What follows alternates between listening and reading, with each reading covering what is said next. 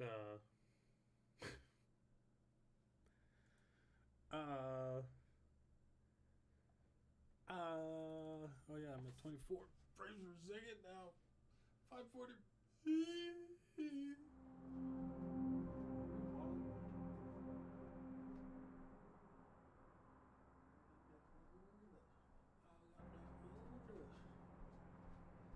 Click. Oh, bitch. Why does it make me sign in every time? What the hell? Yeah, continue. Let play. Yo, let play. What? Continue. Oh, wait, no, I wasn't ready. Wait, I gotta get my water. Wait.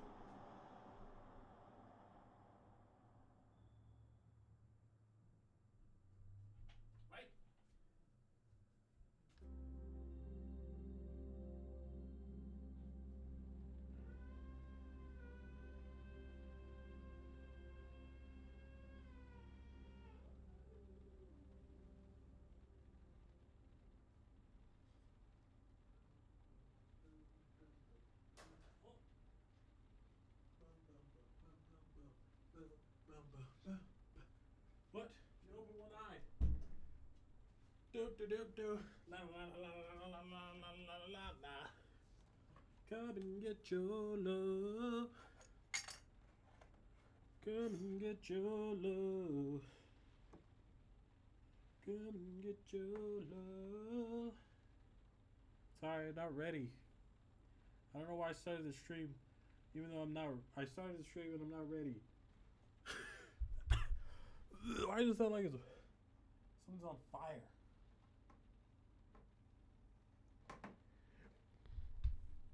Hey, okay, now I'm ready. You open. I forget the voices already, so voices are gonna restart. You open one eye. Your back aches. You'd like to close your eyes and go back to sleep. You get up quickly. A few minutes later, you're outside of your studio. Night 4. Okay. Um. Let us go and. Okay, we need to actually make some money. So let's go pick up this lady since she close. Since she close, you know. Okay, she want to go far. She want to go far in the opposite direction that I want her to go. Whatever. A beautiful woman climbs into your cab. There's something sensual and comforting about her. Okie dokie. Oh shit, what's her voice? No. Oh no, that's not a good one. Nah, I just missed it. But don't worry, I'm taking a cab. Anyhow, I just wanted you to know. For a minute, for a minute, you think she's talking to herself, but she leans over and whispers her address to you. I think he really enjoyed it today. As you start the cab, you notice a hands-free headset practically hidden by her thick head of hair. I'll massage his feet tomorrow and I'll let you do the rest. A small laugh escapes her. Or the other way around. Other way around. Wait, or the other way around for sure. And Cruz, it's normal to feel a little awkward at first or uncomfortable. I mean, not knowing what to do. But you'll see a couple more days and you'll get the hang of it. Anyhow, you should get to bed now. You need to keep up your strength. I need water already. Damn. She stopped talking. Her phone call is over. She catches your eye in the rearview mirror and bursts out laughing. You look shocked. Not at all. Your passenger crosses her legs and gives you a playful pout. Tusk, tusk. I don't believe you. You're letting your imagination run wild. What exactly were you imagining? That I'm on my way home from a threesome or something? What the fuck? Who? There's a mischievous gleam in eye. Wait, what? In eye? Could be. She lowers her gaze and turns her head serious all of a sudden. But I'm not. The truth isn't that rosy. Actually, I was at my son's house. Excuse me? Your passenger roars with laughter. It seems to be doing her a world of good. No, sorry, you don't understand.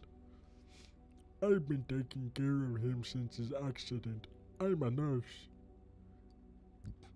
Oh, sorry. Don't be.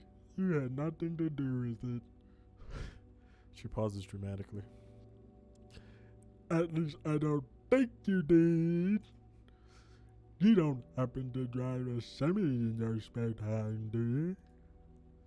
A smile of dry amusement flickers across your passenger's face. Anyway, he's been in a coma for weeks now. Grade 2, not a total vegetable, but not all that hardy either. So I had to move him to his place. Cruz and I are taking care of him now. Cruz? His fiancée. A lovely girl. Your passenger puts her hand to her mouth to smother a giggle. Totally inhibited, but sweet. Very religious. She prays in Spanish at his bedside every night. They've been going out for 2 years now, and I still don't think they've... She blushes. Well, you know. What the fuck, lady? You talking about your comatose son not fucking his girlfriend? What the hell? A brief silence. You find yourself trying to think of something to say. How long have you been a nurse? A frown creases your passenger's forehead. If there's a roundabout way of asking how old I am, you lose. What the no? You start to apologize and realize she's burst out laughing Ah. You're cute when you blush. I'll celebrate my 20th anniversary at the hospital in August. I started a few months after Tuatin was born. I was young and attractive back then. Ooh, you still are. What about you? How long have you been driving a cab? Not the most fashionable job in the world, and worse still, it affects your better judgment. She burst out laughing. Anyhow, you're lucky you ran into me and not Cruz. She's so uptight she wouldn't have known what to do with herself. You want me to tell you something funny? Earlier tonight, when Cruz and I were watching Tituan, not exactly a pleasure cruise. My son is well over 6 feet tall, and Cruz is a cross between a matchstick and a Q-tip. So I was managing as best as I could, rolling him onto one side and then the other. She was trying to help, though the truth is it's pretty hard for her to take. I mean, it's all new to her. It can't be that much fun. So she was muttering religious mumbo-jumbo to herself in Spanish, Dios mío, and whatnot. And just as I was rolling Tituan back onto his back, guess what? He got in the door. Okay, what the fuck?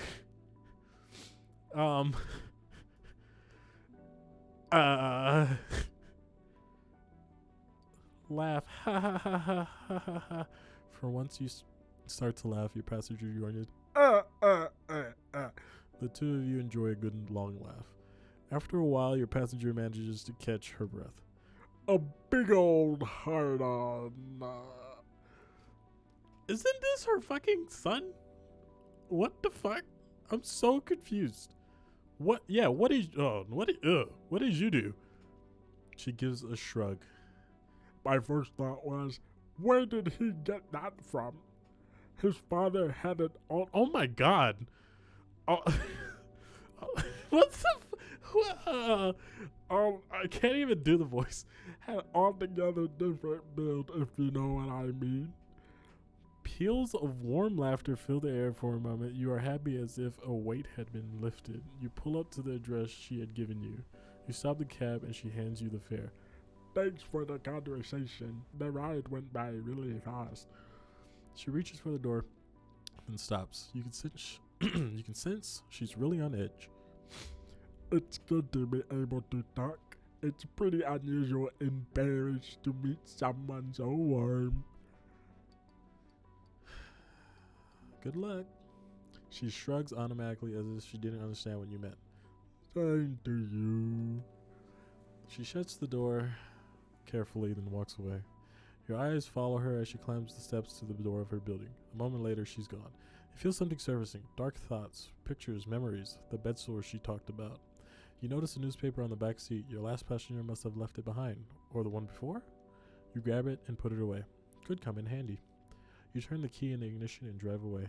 Yo, that was fucking weird. This lady talking about her son's dick getting hard. And that's weird. I mean, yeah, that's weird. that's weird. Boy, isn't that weird? That's a little weird. Okay, let's pick up this person. Oh no. Is there another ghost or some shit? You slow down a bit. You've just been hit with a migraine. You crack your window. Icy Parisian air fills the cab. You need to rest. You need coffee. You need to close your eyes. Just a minute. One tiny minute. You don't need to sleep. It's me in my own back seat. You raise your head and you see yourself sitting in the back seat. Your gut clenches. No, it's more like someone is pulling your guts out. Yeah, I look like shit, I know. No surprise considering all the crap I eat, right? He smirks, or maybe it's just a smile. You can't quite tell. I've just got one thing to say. It won't take too long. You'll be able to get back to defending the weak and the poor right after. And maybe cleaning up your reputation and that pretty face of yours. You're not going to get the job done. You close your eyes hoping this mirage will vanish. You probably won't be able to help that whore. Maybe you'll finally realize she's just using you. You squeeze your eyes shut and see colorful shapes appear, dance around you, disappear. That's your problem. You always want to help people. But no one ever wants to help you. There's no shit, I can't read. There's no reciprocity. Reciprocity. Whatever. It's all one way. And that bitch is just like all the others. Get out of my cab. He shrugs. You're a piece of shit and you know it. Jeez. Making deals with traitors, sucking dick so you won't end up in jail. What the fuck? Okay. Man, you're the victim here. Be a victim. Use victimhood to your advantage. It doesn't happen every day. That other time, you weren't the victim. He flashes his teeth in the rearview mirror. Killing your own brother? Now that's something. He bugs his eyes out, mocking surprise or horror. Pretty hardcore. Shut it. You suddenly feel nauseous. Let me tell you what your problem is. You thought you actually had a chance in life? Your gut is burning like its contents are ready to spew all over the windshield. Like your good grades in school, your faggoty little books, as if the 3 months you spent in college might actually change anything. But you're nothing. According to the people of this country, you don't count. You throw up a little in your mouth, the bile stings your throat. According to the people you protect and drive all over Panama, whatever, you don't count. You double over the steering wheel. Your stomach burns, but nothing's coming up. You glance behind you and realize you're alone in the cab. It's just you. You wipe the sweat from your forehead and start driving again. The smell of the motor reassures you, calms you down.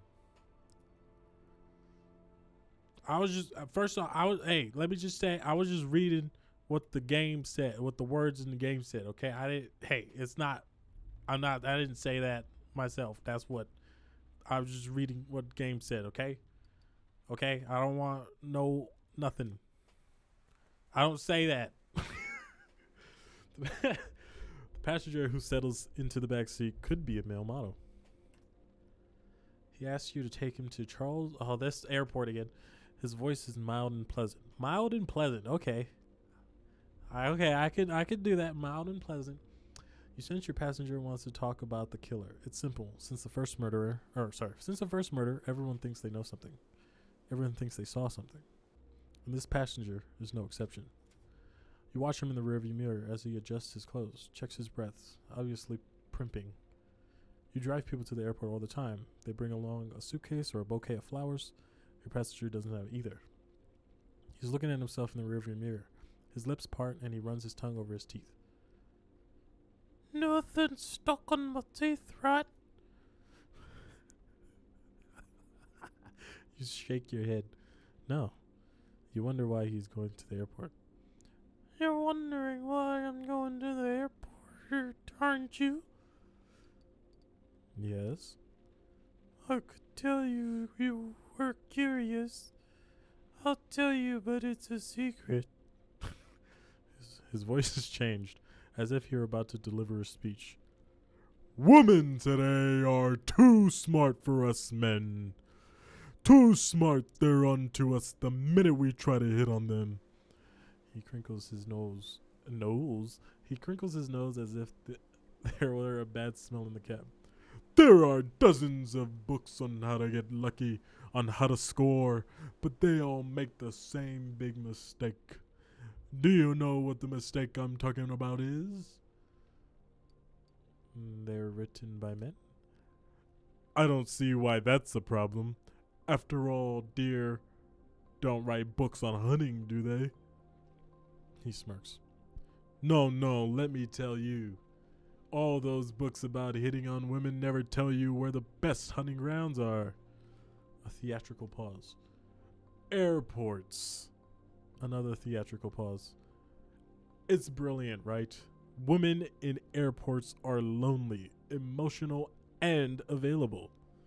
On the street, they're always in a hurry, don't have any time. At the movies or in the museums, they don't want to be disturbed.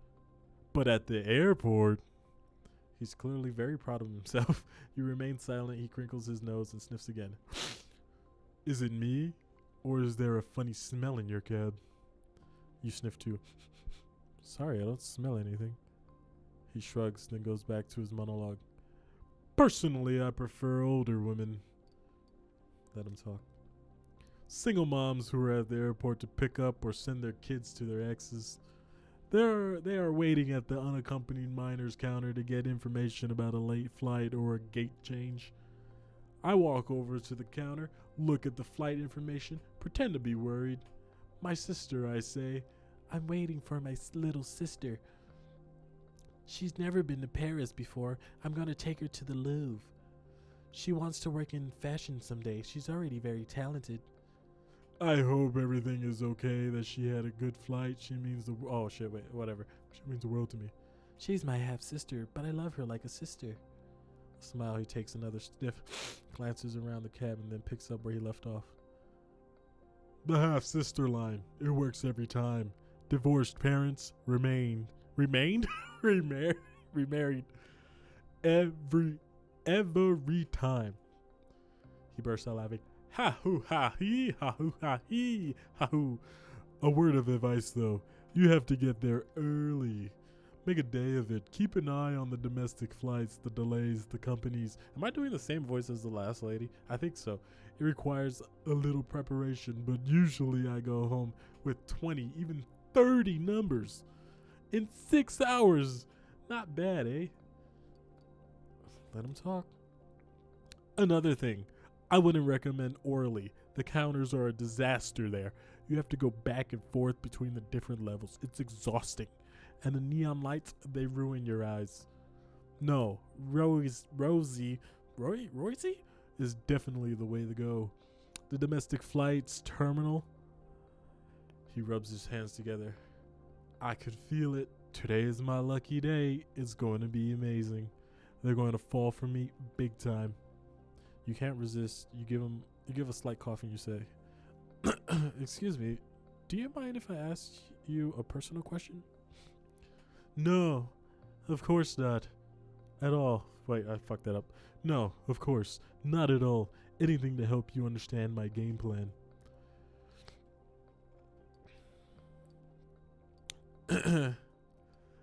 What do you do after all of that? After what?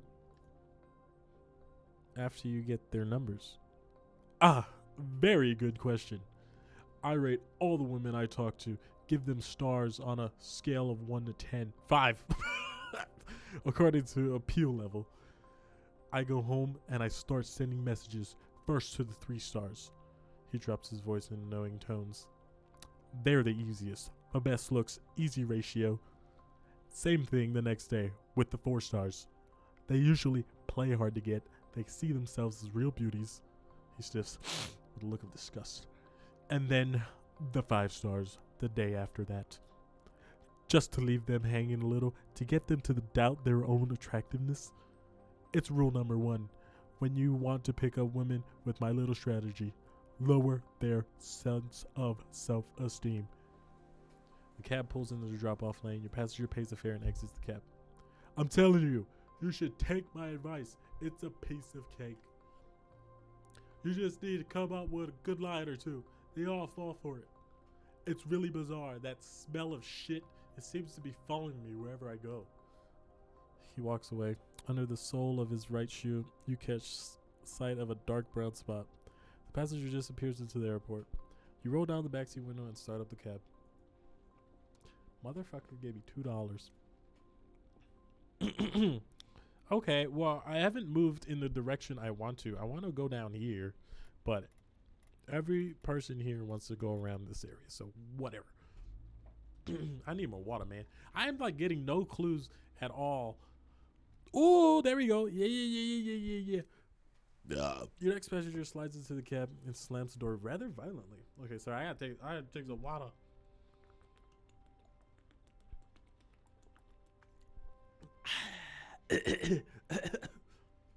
Excuse me, that water. I got that water. She gives you her address. You start driving. You give her a quick once-over. No suitcase, no purse, no pile of papers or tickets, no wedding band, and a look of defeat on her face.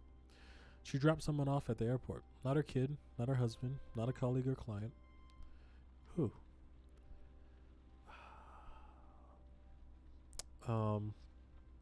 Should I or shouldn't I? You raise your head. Excuse me? Your passenger jumps. Did I say that out loud? Her face turns crimson. I'm sorry, She shakes her head, apologizes profusely, and stumbles over her words. No worries.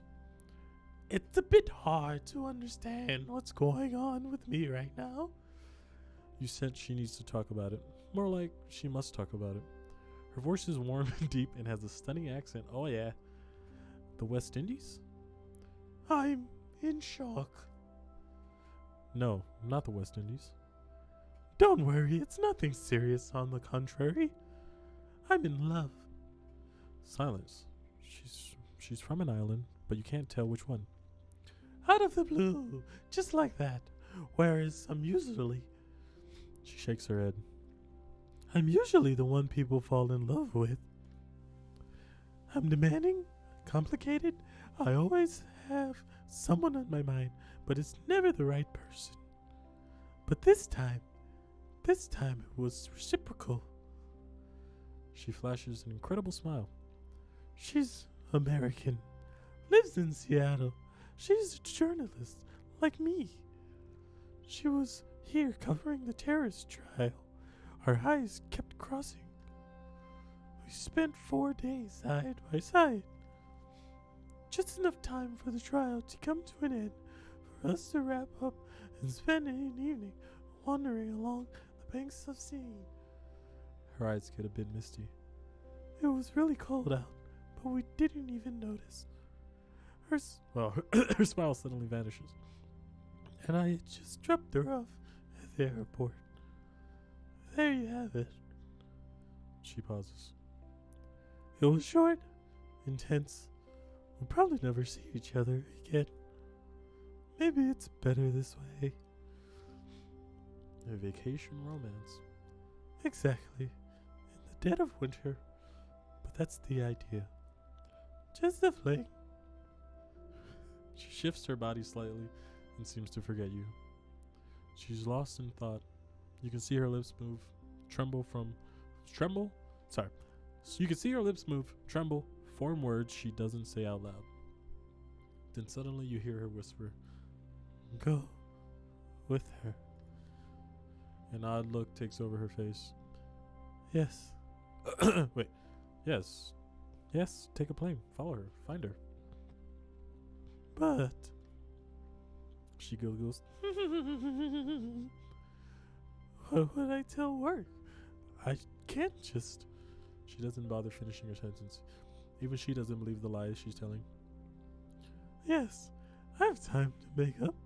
Comp time is the least my editor can do. She pauses. Yes. I mean, why not? She's got a layover in London, has to spend most of the day there. I go to the ticket counter and... She stops. No, tickets will cost me a fortune, she sighs. I know, I already looked. The next flight is at 6. Her eyes wander. A fortune. None of that was really intended for your ears, but you feel like answering all the same. What if she's the love of your life? She almost jumps. The love of my life? She leans towards you, wrinkles her forehead, and smiles a genuine smile. Just what kind of driver are you? I think we often make bad choices for the wrong reasons. Bad choices for the wrong reasons. That's deep. Let me think about that.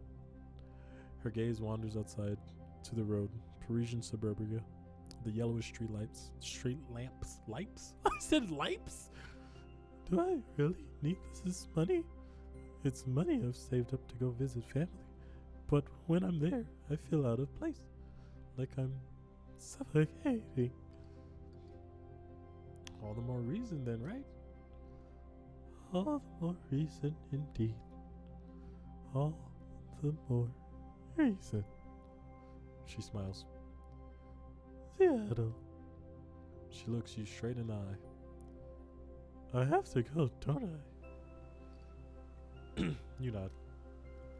Very well. Then turn around, please. As soon as you can, you turn around and start heading back to the airport. The road is empty, wide open. The last planes have already left, and the first ones won't take off for a few more hours. Your passenger watches the road go by. I feel good. For the first time in months, like a weight has been lifted. That's love for you. Her grin gives color to her words. You say that like it's obvious, like it's a natural state. But a lot of people are scared. They're in pain. They're suffering. She stares at you, a little smile on her lips. And you? How are you? Her question throws you off guard. She can tell. Yeah, it's complicated. The tone of your voice casts a chill over the cab. Okay, I didn't mean to. She shakes her head. We don't have to talk about it. Your passenger is a journalist. Maybe she could help you. Give you some information. I need your help. You need my help? You explain the situation, the attack, the hospital. Of course, you leave out busted. You don't talk about the wall at your place, the nightmares, your anxiety. I'm doing my own investigation. Her face lights up each time she learns something new. I didn't cover this story, but... She slips into a thoughtful silence as you park into in a drop-off spot at the airport. I know someone. She gazes deeply into your eyes. The first plane to London doesn't leave until 6 a.m. I have time to call my contact. He'll send you what he knows about the Sandman. She pauses, smiles. The name is totally ridiculous. And now all I have left to do is empty my bank account and wait for my plane. Time to go. She pays and gets out of the cab. You wave at her, a bit nonchalantly. She does the same. You watch her as she disappears into the terminal. $30. Yeah. Okay, I'm like right next to this one. Finally, I'm next to a thing. Boy, all this incredible voice acting has gotten me parched. Let's take a sip of water.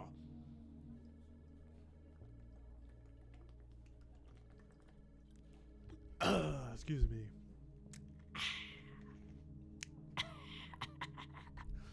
The headquarters of a 24-hour news channel. The kind that assails audiences with terrifying scoops and news flashes, minus the coverage. You climb out of the cab, cross the street, and enter an enormous entrance hall. TVs the size of your car are broadcasting the latest developments in the Sandman case. You go over to the reception desk, leave your ID, and take the stairs to the 8th floor, where Daniel works. The television anchor was a regular customer of yours at one time. He's usually high and is always friendly. You'd been of help to him more than once. He waves to you as you enter the office. He's expecting you. You cross the open plan office. It's almost empty. The televised news set is just a few yards away. Without the scrolling tickers and the logos, everything seems fairly quiet. Before we have our little talk, there's something I need to tell you. I want to apologize for everything I put you through. All the messed up shit. You know, the drugs and everything else. I'm done with all of that. Congratulations, man. Thanks.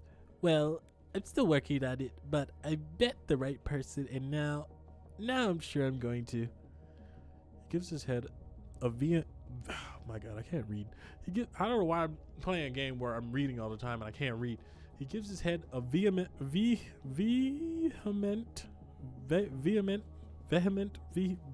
shake. Whatever. He gives his head a shake. Whether using or clean, Daniel does everything a lot faster than you do.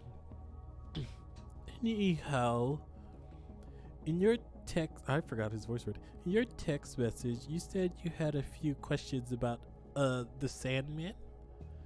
I've got some information on the victims, but first, how should I put this? Daniel draws you a little closer. You can't breathe a word about this to anyone. Not a word. If they find out I'm leaking information, they'll fire me. They don't mess around here when it comes to scoops. You either sink or swim. Right. Right. I get it. I just want to know a little more about. Fuck. This person, the second victim. The young reporter looks faintly surprised. Roland, the chick from the urban planning office? Daniel breaks off for a moment. Someone is walking past his desk.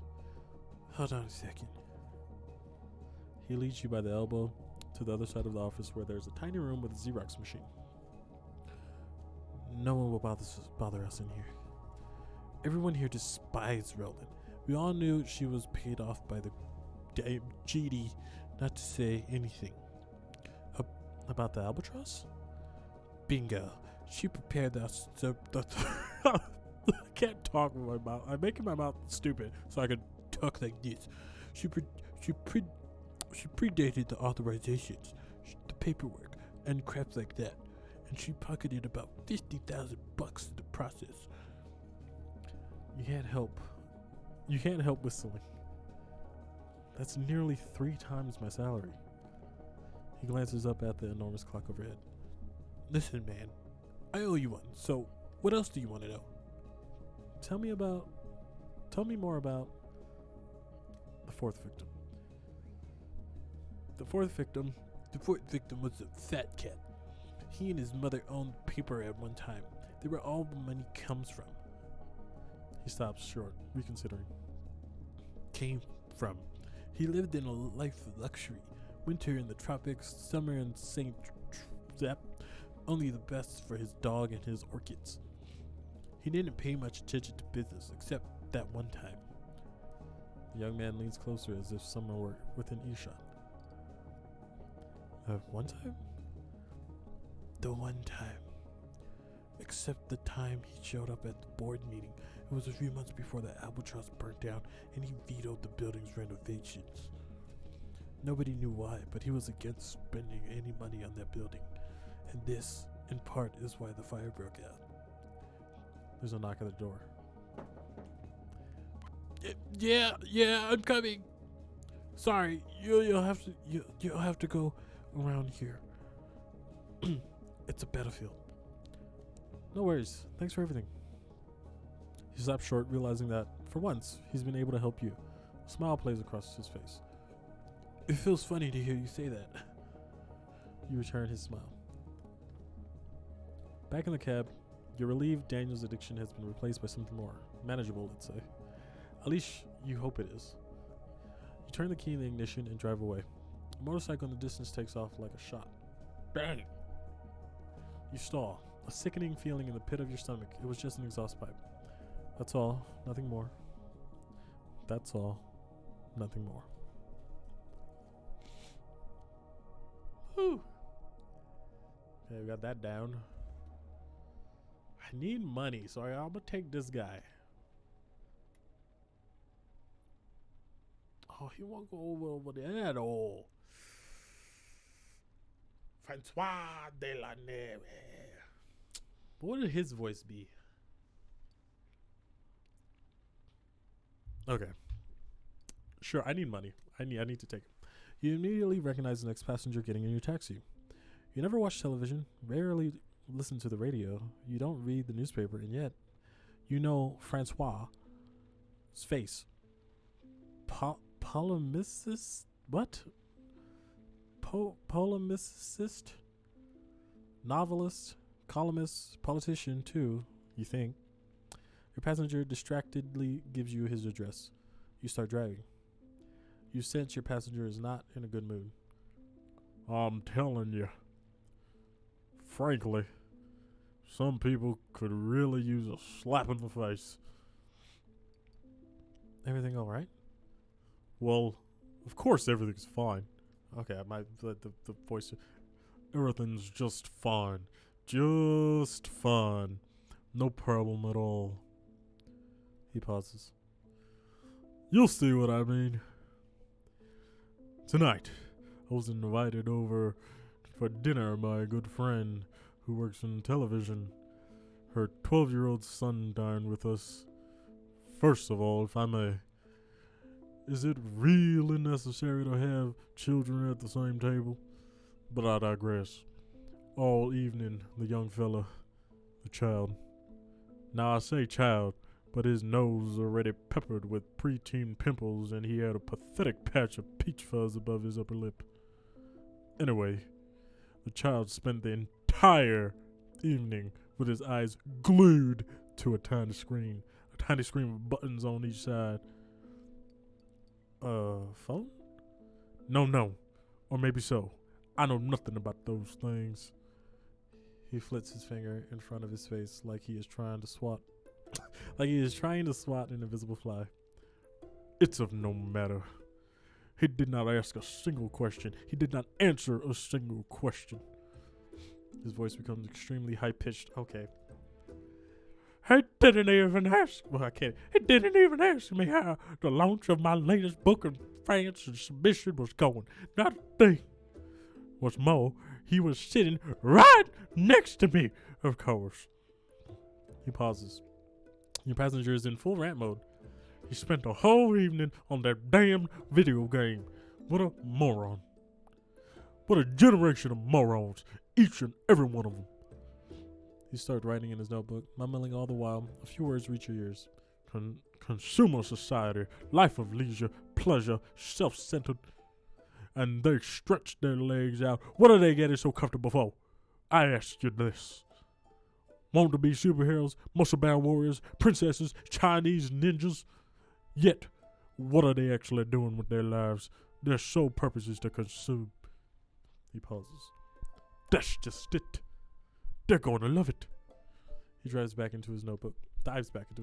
Tomorrow, France will become a battlefield. Too strong. Tomorrow, France will become an overgrown field of idiots. Good for nothings. capable of nothing other than pushing buttons. I'm led to believe there are a finite number of neurons of brain cells, not only in each man's brain, but on the whole planet. And that this gray gold of you will... Wait, what? And that this gray gold of... What, fuck? And that this gray gold, if you will, is being wasted on wireless screens, tablets, mile mill of idiotic children. Factory of degenerates. Designer of morons. Your passenger suddenly stops writing. He stares aimlessly outside. Tell me, my friend. Your hands clench the steering wheel. What did they call that game again? The one with the colored blocks. Before you could answer, he raises his hand to stop you. Don't worry, I've got it. He stares at the space again. It was really quite addictive. I mean, it was simply colored blocks you had to line up and put together. It made the lines disappear. I never cared for the Soviets, but I must admit they outdid themselves with that one. He pauses. Your passenger slowly realizes he is contradicting himself. Oh, anyway, I stopped playing right after that. Right before I wrote my book. I'm a monarchist. What of it? 1989 was quite a year. The crowds were incredible. And of course, I never had to dine right next to a pea-brained, snot-nosed brat. His anger slowly subsides. You're getting closer to his destination. Oh, that game still exists. He seems interested. He slowly fixes his hair and puts on an exasperated look, like he doesn't get what you're saying. What do you mean still exists? Of course it still exists. I'm sure there are entire libraries dedicated to these asinine video games, are they not? Excuse me. Jeez. You can get the game on your phone. What do you mean, on my phone? You pull up in front of his door. Are you saying this game is available as a cellular phone application? Yes. He takes a long pause. Interesting. I'll have to look into that. Yes, some in-depth research, like I did when I wrote that wonderful book on Papuans. It's amazing how much information you can find on the internet without actually having to go to New Guinea. He pauses. Or was it Papua New Guinea? Who knows? When getting out of the car, he trips and catches himself barely. He slowly slams back up, checks to make sure no one saw him, and walks towards the entrance to his building. $21. He gave me $3 tip. $3 tip. $3 tip. Whoa, what the fuck is that? What the fuck is that? What is that? Is that a monkey? Is that a monkey? I'm gonna pick up that monkey. That'd be racist. That's not being racist. He got a bunny ears and like a monkey face. Okay, it's like this better be a monkey. Okay, never mind. It's not a monkey. Wait, is it a monkey? I don't know. He wants to go like on into the ocean. What are you? Oh shit, man. Oh my god, is this not a monkey? Or is this a man dressed as a monkey with bunny ears? What the fuck is going on? Your next passenger is holding a bow, which he inadvertently pokes in his eye while getting into the taxi. He leaps into the backseat and looks at you with a lost expression on his face. I'm supposed to be at the Gambetta bus station in less than 15 minutes. Your seatbelt. You run the first red light you come across. With a little luck, you'll get this kid to his bus. You see him moping behind you. Shit! You shit stain. You can't miss the bus. You just can't, man. Everything okay? Yeah, okay. This might sound a little crazy, but what do you think of my gravy outfit? Gravia? Gravia? Yeah, it's a race in the game. The bow, the helmet, the armor, you know, all that shit. It's a costume? A cosplay, not a costume. It's Sir's business. He sighs heavily and droops his head. Shit, all this for a chick. I'm so in her. I even started playing her favorite game, Lost Legend V, to make her like me, but I look like a moron. He looks at the time on the meter. Chill out, man. You ever done anything like this for a chick? Oh yeah, I definitely did some stupid shit. Stuff. Much stupider than dressing up. It's not dressing up, it's cosplay. He turns his bow over. This cosplay is for a convention. Yeah, in Belgium, there'll be thousands of cosplayers. It's pretty legit. Will there be lots of graviers? Gravias. Oh wait, what the fuck? No, I don't think so. They're popular, but the costume is daring. You're gonna flash your abs at everyone all weekend. All weekend. Oh my god, I can't read. I'm sure it'll be fine. You really think so? Well, it's daring. Plus, if you're the only one dressed like that, he takes a minute to think. You're so totally right. How could she not be into me? You park in front of the bus station. Your passenger hands you a bill to pay his fare. Keep the change. I've always wanted to say that. Good luck, gravier thing.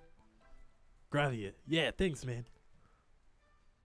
A second later, he's running for his bus, his bow slung across his back. Give me $1. Dollar. That's nice. I need. Okay, it's 2:58. I gotta.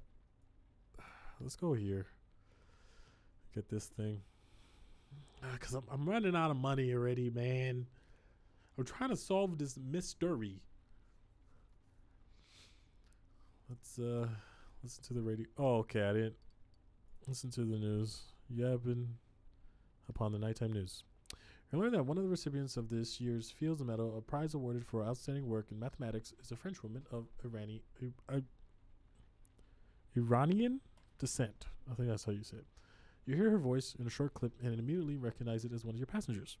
Her name is. Oh, okay. And a math. Oh no.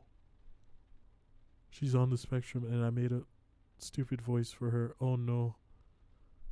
Oh no. You can't help but smile remembering when she rode in your back seat. As soon as the news is over, you turn the radio off so that the cab is silent again. Oops, I made a silly voice for her. I probably shouldn't have. Okay, I got much time. So I need to get. I'm gonna run out of money. You get out of your taxi, cross the street, and walk over to the hospital. It's a small, drab building with gray shutters. A client of yours works here. You ask about her at the reception desk and are given a floor and a room number. You climb the stairs. The smell of disinfectant is overpowering. 10 years before, someone had come up with an unfortunate color scheme: putrid lilac, sickly orange, muddy red. You push open door 451 and see Dejena. Dejena? I'm just going to say Dejena. Or it could be Jenna, it's like Django, sitting on a bed, her face aglow in the light of a cell phone. No. Ow. No. Oh, it's you. I was wondering when you were going to stop by. She stands up. Thanks for letting me stop by. I'm happy to. She means it. I don't have that much time. A few weeks earlier, you'd been there for Dejana, a few words exchanged during a taxi ride, that's all. But she contacted you afterwards to say thanks. You met up for coffee and then settled into a routine. Text messages sent every week or so to see how the other was holding up. Her schedule as a doctor meant she worked nights too, but you never told her about the attack, about the Sandman, and busted. So, you want to know about pancuronium? You nod yes and follow her down the hallway to a small medical dispensary. You can hear the gurgle of a coffee maker. Coffee? Sure, thanks. She pours some coffee into a flimsy paper cup, the smell momentarily blotting out the disturbing stench of the hospital. She pours some coffee into an old cracked mug and leans up against a medicine cabinet. What is pancuronium used for? But first, I need to know if Is it related to the Sandman? She goes on before you can answer. You know I'm not an idiot, right? I know how to connect the dots. Tell her the truth. Let's go. Yes, it is. You update her on the situation, presenting a broad picture. She nods, giving you a smile when you finish. That is your cure. It's a poison, if you'd rather. Oh, a poison? When turned into bromide, it's a muscle relaxant. It used to be used as a general anesthetic. Used to be used. Used to be. Oh my god. Yes, it's very cheap anesthetic, but extremely powerful. Too powerful, in fact. Surgical interventions nowadays are much faster and more local. But it's still used in the United States on death row. Ah. She pronounces the last two words with an almost imperceptible shudder. She finishes her coffee. A lot of anti-death penalty NGOs are fighting to have it banned. Poison is lethal, but it isn't a painkiller. Patients apparently still feel the pain until they pass out. Oh, and one more thing. She seems uncomfortable. There was a break-in a few months ago. Some poison was stolen. It's not the kind of thing that usually goes missing. It was it was the same night the building caught fire. The hospital was swamped. Most of the victims were sent here. Any way to find out the names of the blank? Because for some reason it's cut off. She gapes at you, dumbfounded, amazed you would even ask. That's impossible. It's confidential. Of course it is. Yes. I'm sorry. Thank you. Tonight it was my turn. No problem. You take a last gulp of coffee to hide your disappointment. The coffee is actually quite good here, isn't it? She breaks into a broad grin. You're touched. There's something about her youth, about the light in her eyes. You smile back. Yes, it definitely is. A few minutes later, you're back in your cab. Luckily, the smell of the hospital has vanished, cancelled out by the cold. You turn the key in the ignition. The Janet's parting words echo through your brain to the hum of the engine. Be careful. Don't forget, you're not a cop. You're relieved you told her the truth. Relieved and glad you shared it with her. You drive away. Okay, probably should go home unless it, takes me there automatically. Yeah, there we go. I met Patricia. Yeah. And her fucking son got a boner. Okay, boy. What? How do I lose 142? How? Oh my god. Like I have no money. You take a few minutes to update your board with your new clues. Your neighbor flushes the toilet. Out of the corner of your eye, you can see the pipe shake. You crack your knuckles and get to work. Okay. Got some new information. Okay. Albatross fire is a criminal act. So all these people are connected to the Albatross fire. Muscle relaxant disappeared from the hospital the night of the fire. Victim 4 refused to renovate Albatross before the fire. Victim 1 equal arsonist. Victim 1's usual MO similar to Albatross fire. Victim 1 equal burn marks on the body done while alive. Victim 1 used to work for the mafia. Victim surprised by injection. Victim 2 received money to shut up about Albatross. Yo, I have no idea. Nita's husband, dentist with access to muscle relaxant. But, I mean, some of it was stolen. So, oh my god, there's so much threads. It's like I can't see anything. Victims feel everything. Used for executions in the U.S. That's not really anything. First one thought to be a suicide at first. Fired from muscle relaxant. Yep. Death by injection of muscle relaxant leading to asphyxia.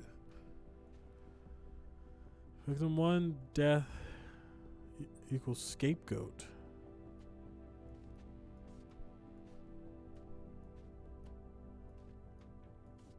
Albatross fire. Victim 4, banknotes stuffed in throat. Weapon used on you, World War II gun. How the fuck? Okay. Victim 4, change will 2 days before death. Yeah, victim 1 was related to this lady, huh?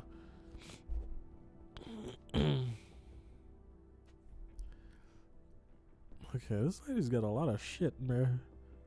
But this dude lost his grandson. Oh, wait. What does he do? A retired mailman attacked Anita during a process. She never pressed charges.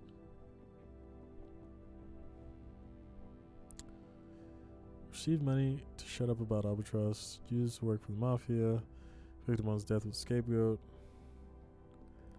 Victim 1 fired from year before. Anita's husband. Yeah. I mean, I don't know. I don't think it's this lady. I don't know.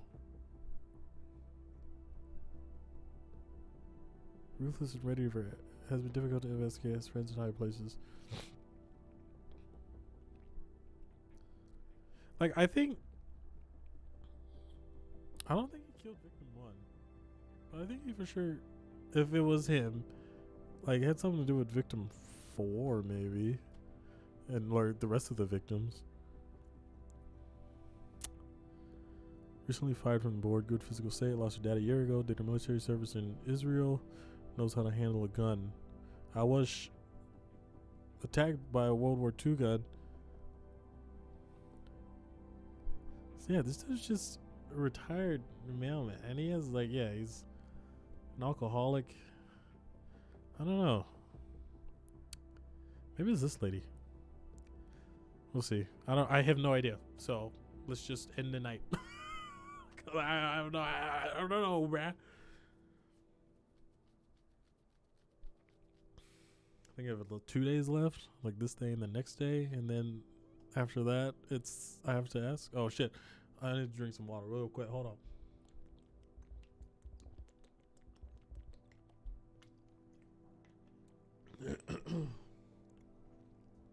With a heavy hand, you wipe your tired face. You lie down on the open sofa bed. The events of the day run through your head.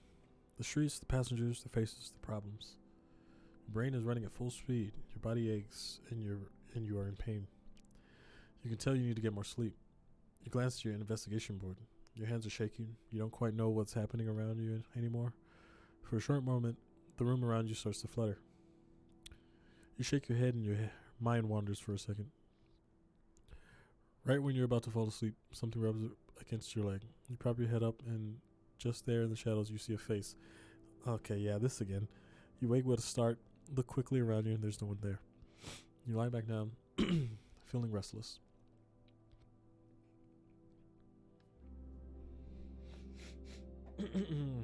You open one eye. Your attention turns to the shouting upstairs, a door slamming. Typical. You get up quickly. And a few minutes later, you're outside of your studio. Night 5. Okay, give me 1 second. I'm gonna just alt tab real quick. And then do this.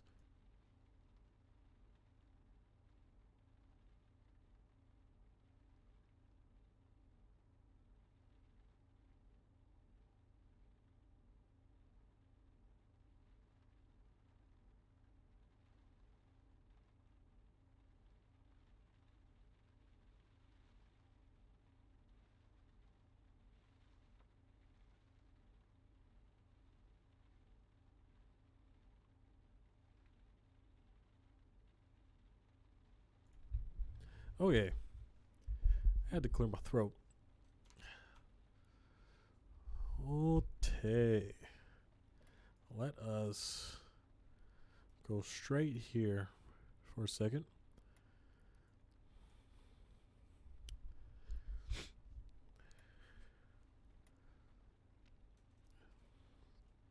And then we'll go start picking up people for the rest of the night.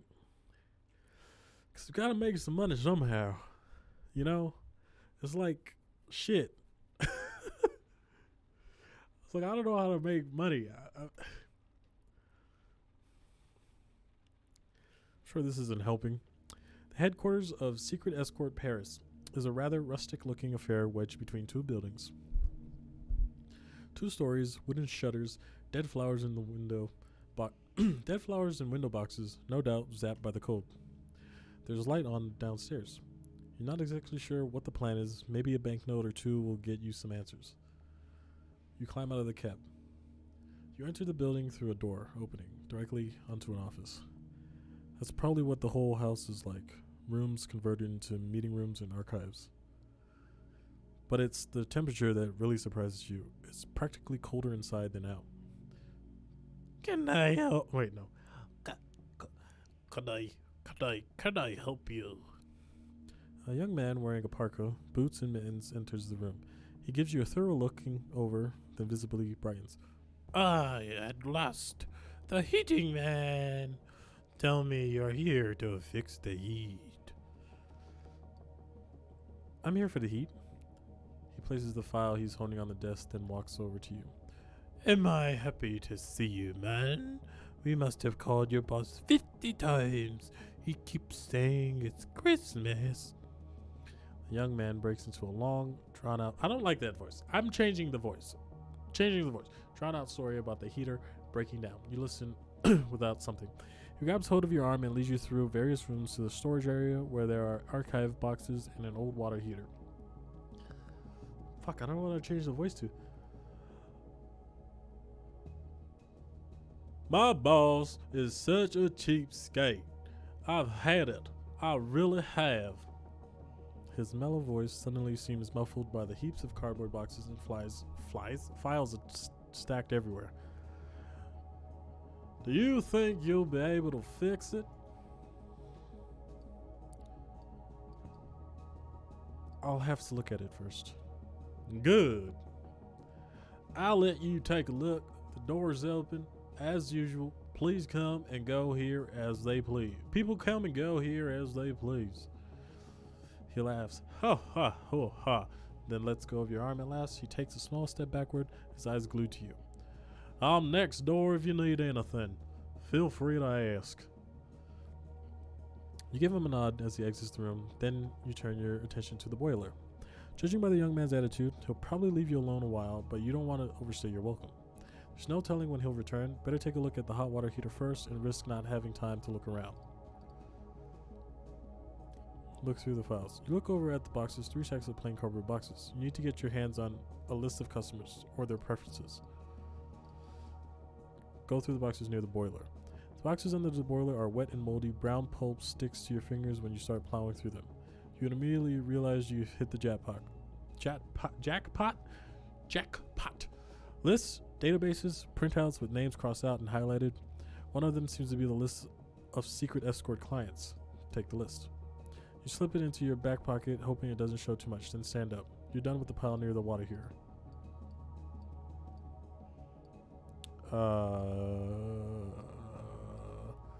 Boxes on your right. Boxes on the right are more recent. They contain brochures and catalogs for dildos, whips, handcuffs, and sex toys. Box full after box full of stuff, nothing else. You stand up. The stack of the right has. Stack to the right has. What?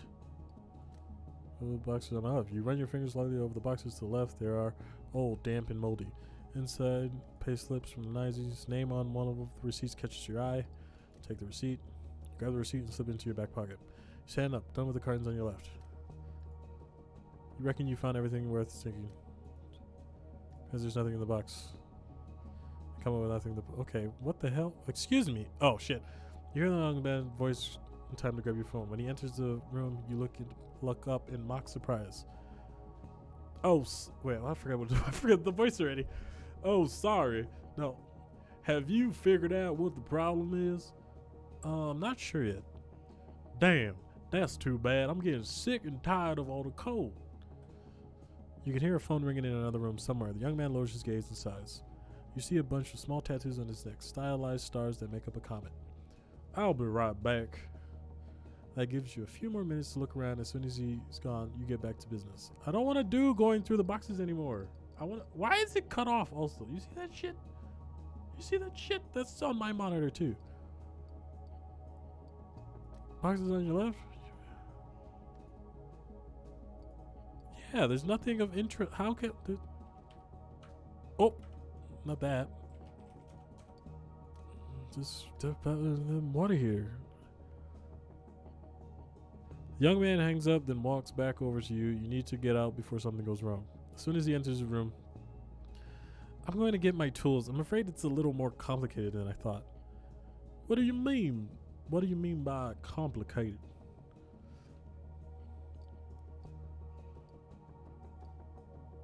The whole system needs to be replaced. Oh shit, no wonder we're freezing to death. Right. Sweat droplets are forming on your back despite the Arctic temperature. You exit the room and walk towards the front door. The young man calls out behind you. Hey! You turn around, your cheeks burning. Do you drink coffee? Yes. I'll make you one. There's one thing still working around here at least. Thanks. You exit the building. A moment later, you're back in the cab. You turn the key in the ignition and let the engine idle, waiting for the heat to warm you.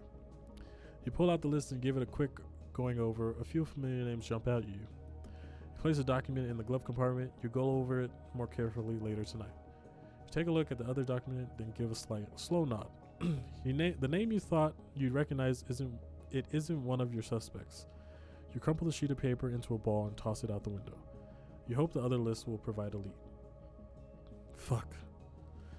You can't help smiling. It must be the adrenaline, the fear. Give your head a shake like a dog coming out of a mucky river, then start your cab. The night's still young. Hey, we did it. We snuck in and took stuff. Woo! Let's listen to the radio. Listen to the news. You happen upon the nighttime news. A piece of news grabs your attention. A female bike courier delivering fresh fruit, oh my god, was run over by a truck. The young woman who was not hurt during the accident was fired by the Silicon Valley-based company she was working for. She decided to sue them. Good for her. You let out a little whistle. The passenger of yours. If it is indeed her, she's the feisty one. As soon as the news is over, you turn the radio off so that the cab is silent again. Oh my goodness. Oh no. Yo. Hey, this dude again. I'm gonna pick him up again. I forget his voice, but I think his voice was like the same as the other guy, but more deeper. Oh no. You're driving along when a strange burnt smell suddenly fills the cab. You look around, sniff. Is it coming from outside? Park. As soon as you see a free spot, you pull over and park. You freeze. Something or someone is in your taxi. Oh no. A woman's voice resonates around the cab. I can't. I need a better signal. Okay. I'm here. You turn around slowly. A young woman has appeared behind you. Don't shout. I'm afraid I'll lose the connection. I don't have much time. There's something strange about her face. It's as if she is several different people at once. Listen to me carefully. I come from the future, and you must know that you met. She stops moving like a computer glitch. She stays this way, is still frozen. Then she suddenly starts moving again. Her reporting has to reveal the existence of underground laboratories. She absolutely must go to Syria. It's essential in delaying the creation of the virus. Other teams are currently... She suddenly realizes she just appeared in your taxi. Fuck! We can't seem to stay on target with the timeline we determined. She leans towards you. I have another name on my list. Pauline Horror. You've never heard of her. I don't have much information on her from this time period, but she was supposed to go meet her future wife in Canada. Pauline is a... Her eyes tear up. She's central to our plan. What's so special about her? She becomes one of the most influential figures of our time. Her talk show and other programs, her books, her have the power. Her voice fades. To rock the world. Her voice starts to break up. There's a problem. Shit. Our connection is falling apart. An unbearable whistling noise starts coming from the radio. When you turn around, the young woman has vanished. Shit, what the hell was that? The burnt smell slowly fades and you start driving again. Okay. I still have yet to pick up anyone. I've made zero money. Let's pick up this lady. I keep seeing this lady's face. Let's pick up this lady. Yes? No? Maybe? Be so? Maybe him? Somebody? Gas? Hello? Listen to the news again. You happen upon the nighttime news. In the Sandman case, the anchor brings up the fact that weeks after the murder, the fourth victim heirs are still in a legal battle.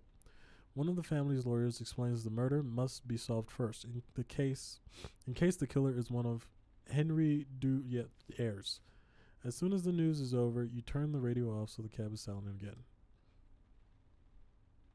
Okay, can I move now? Oh, this man again. Old man again. Okay. Which one of these people have I picked up before? Is Santa? I don't know. This person's the closest. Okay, I can't move. I cannot move. Cannot move. Maybe if I go back to the menu and then go back in. Oh God. Why you do this? Why you make me sign in every time I fucking play? I don't switch accounts. There's only one account on here. Why do you do this? Continue. Hopefully that worked. If it didn't, that sucks. Oh no.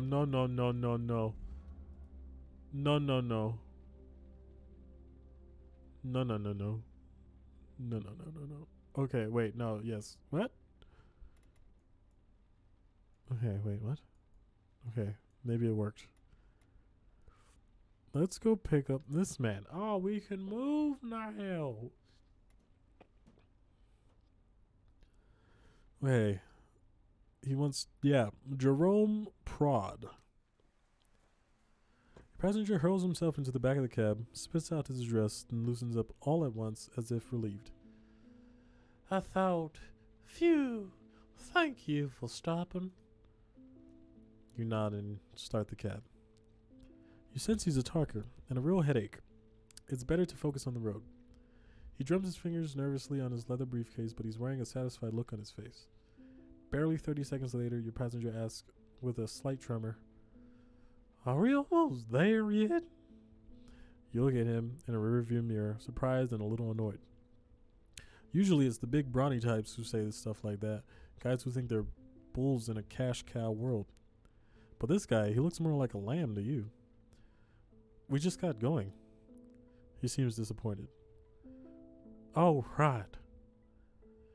Not a problem. Not a problem. His fingers start rat-a-tatting again. That's when you notice the blood dripping slowly down his arm. He's wearing a dark-colored jacket, and you hadn't spotted it right away. Your passenger doesn't seem to be in any pain, though. He's staring out the window religiously. You watch him intently, trying to figure out what's going on in his head. You're bleeding. He stares at you for a moment, not sure if he's heard you correctly. Then his face brightens. Yes, I'm fine. He rewards you with a grateful smile.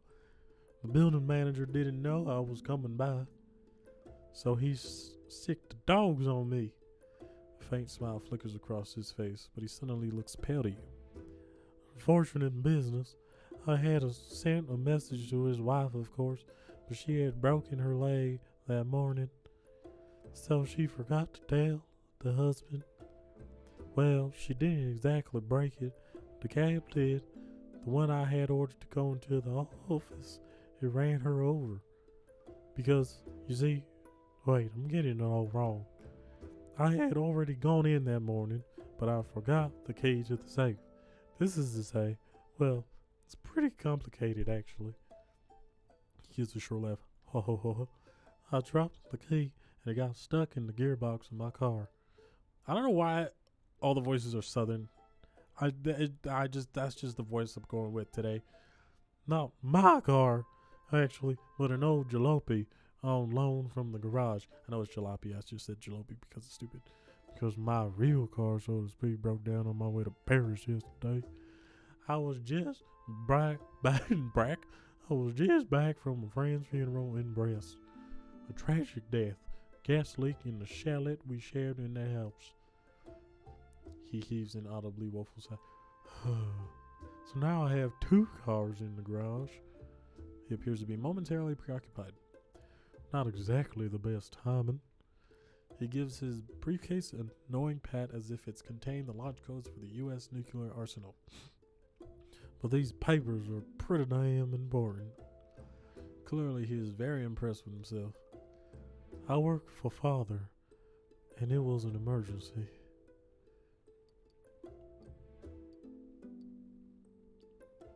An emergency that lasted all day? Well, yes, it did take 2 days. What with the breakdown on the highway, then the flood in the first garage, then the key stuck in the gearbox of the car on loan, the accident with the caretaker's wife, the day at the hospital, the traffic jams on the way back. He swallows audibly. The dogs. He heaves a deep sigh. And then the fire alarm went off in Father's office.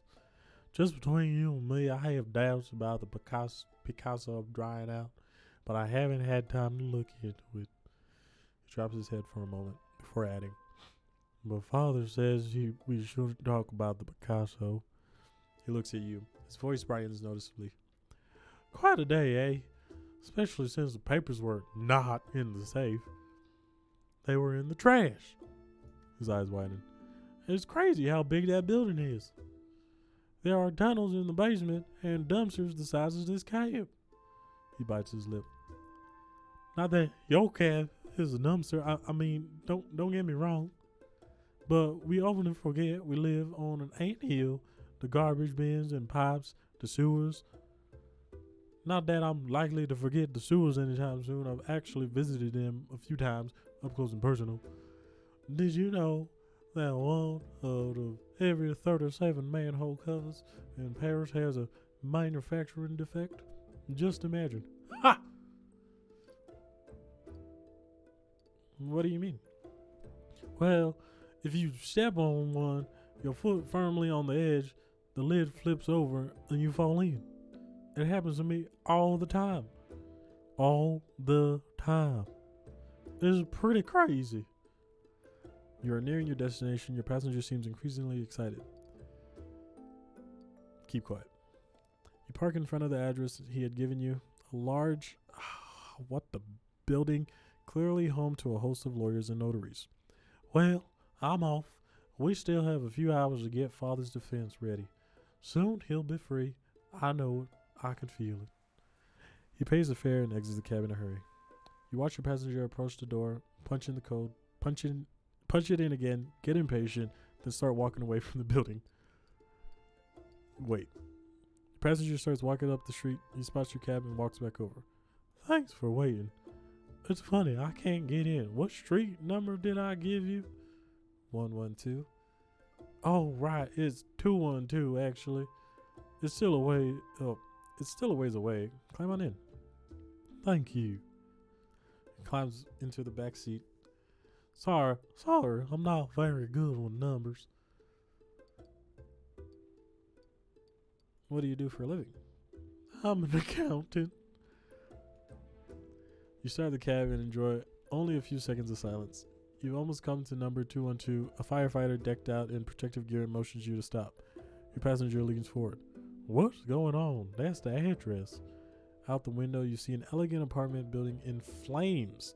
A half dozen emergency vehicles are blocking the street. Fire at 212. Your passenger is rummaging through his pockets in a tizzy. He goes pale.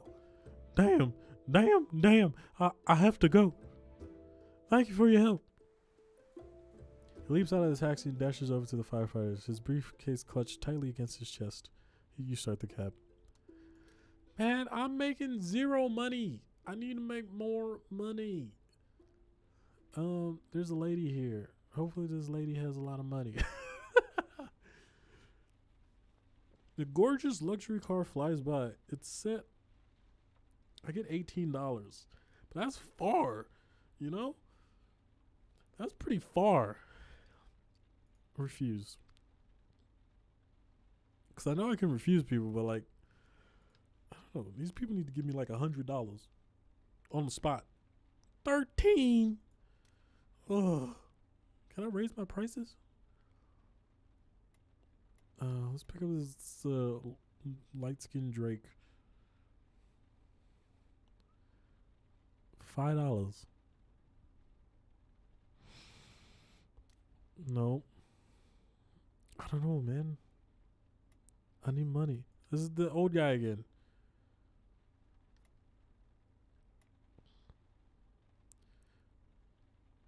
Just gonna give me $15. Sure, whatever. I'll talk to him again. I forget his voice. He doesn't seem to recognize you. Actually, he barely looks at you. You start driving. Fuck, how does his voice go? They've only gone... no. I think it was something like that, right? They've only gone too far this time. You raise your head to look at your passenger. I can't believe it. They want to. Have you seen what's coming to the neighborhood? You shake your head.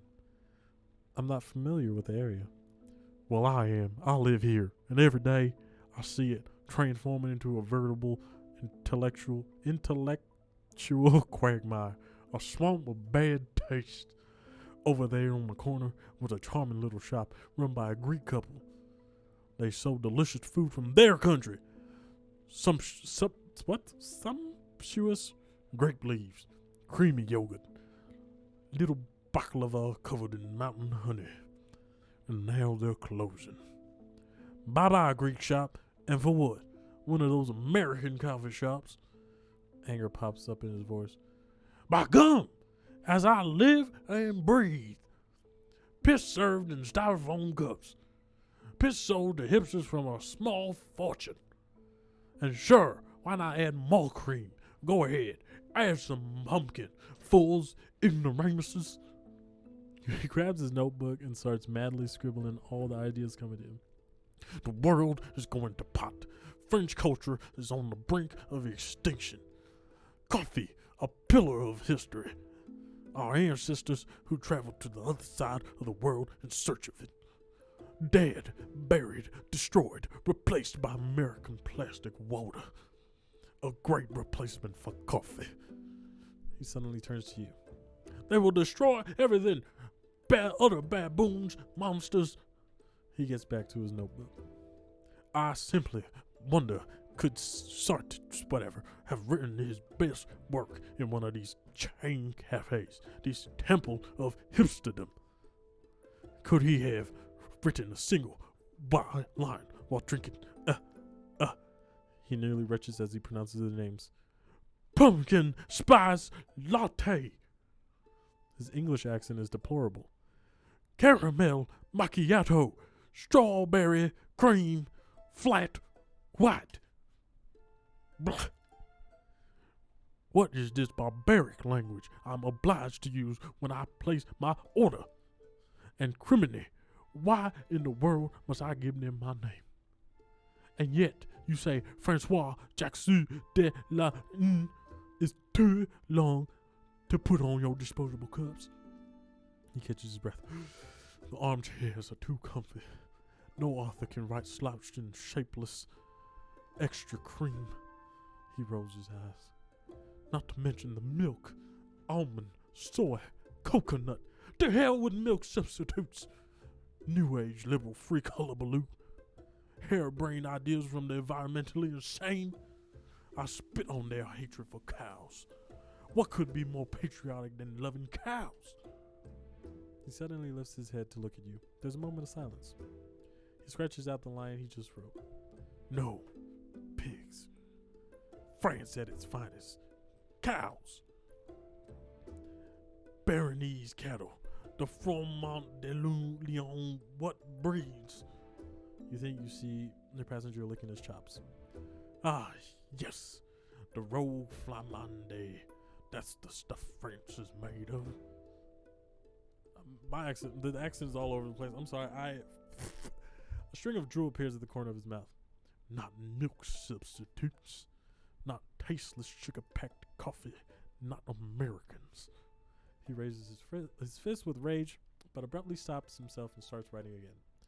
The world is becoming outrageously Americanized. Whole planet will soon be a succession of gas stations and fast food joints.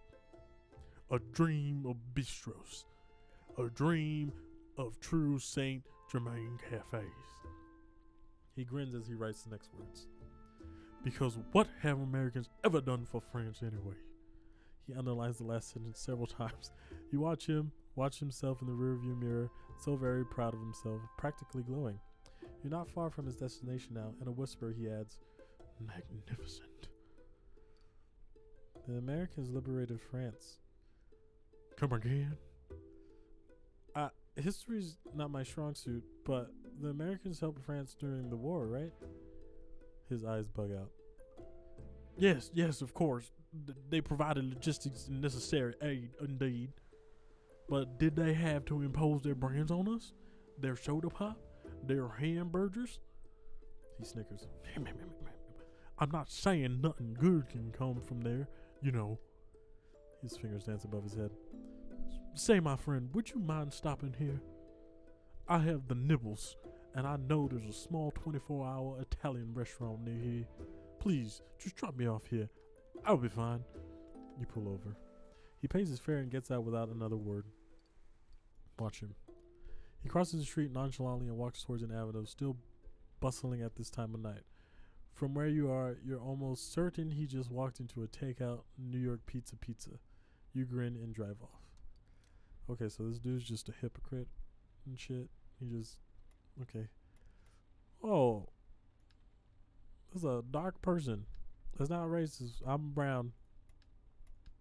Okay, I can't pick them up? What the fuck? That's racist. I could have picked them up. It wouldn't let me. You saw me click them. That's fucked up. Made me pick up a fucking shovel knight before I pick up... Wow. Oh, my good friend, I need these to ride forth. Sorry. Carter opens. Rather heavy-looking suit of armor. The plate metal clanks as he settles in. The horn seems dangerously close to the roof. Where goeth thou, my lord? The knight recoils a little, perhaps in surprise. Ah, taketh me not for thy superior, for I beeth lord to none. Yeah, I am thy humble servant, just as thou art mine. In sooth, since thou asketh, ride onward, my friend, to Notre Dame, the most notable of Catholic cathedrals, the jewel of the most significant city of Lutetia. Ah. Start cab. You nod and turn the key in the ignition. You start the cab at last. The vibration of the cab sets your passenger's armor jangling from time to time. His sword makes a funny humming sound. The ride through Paris continues in silence. The city is just waking up. Delivery trucks, the first of buses of the day, and half-asleep pedestrians fill the streets. You feel a yawn creeping up your spine. Yawn. Fatigued, my good friend? You nod. Didst thou rideth the entire night? After a moment's hesitation, you nod. Thou havest a noble steed. Where is your steed? The knight sits up straight and thrusts his chest forward. Ah, a tragic story. Tragic. Geralt, for such was the valiant creature's name, perished in a collision with a carriage. An accursed junction, my good friend, and a failure to yield. Oh, the misfortune. His limbs were twisted by the shock. Just between us, Geralt wasn't the most practical means of journeying to Paris, to Lutetia, that is, bearing the arms of Stilbus, the champion of the scarlet-faced Gravias, vanished by the conspiracy of the Crystal Sage. Gravia. Gravia, the word sounds familiar. Hold on a second. The Gravias? Aren't they those rabbits with bows and arrows? The knight looks over at you. Thou knowest the Gravias? I had a passenger once, in costume, like you. His voice suddenly goes up to octave. We are not in costume. We are cosplayers. Then drops down to the more stentorian notes of knighthood. I know nothing of all that. I am the knight of Stilbos, and the Gravias art my bitterest of foes. You shrug. For a moment, you can't make out what's going on behind your passenger's helmet, until your passenger speaks again. This Gravia, he was getting the bus, right? You nod. Ah, that's funny. It's a small world. I know him. Your passenger's voice takes on a confiding tone. He's the reason I'm dressed like this.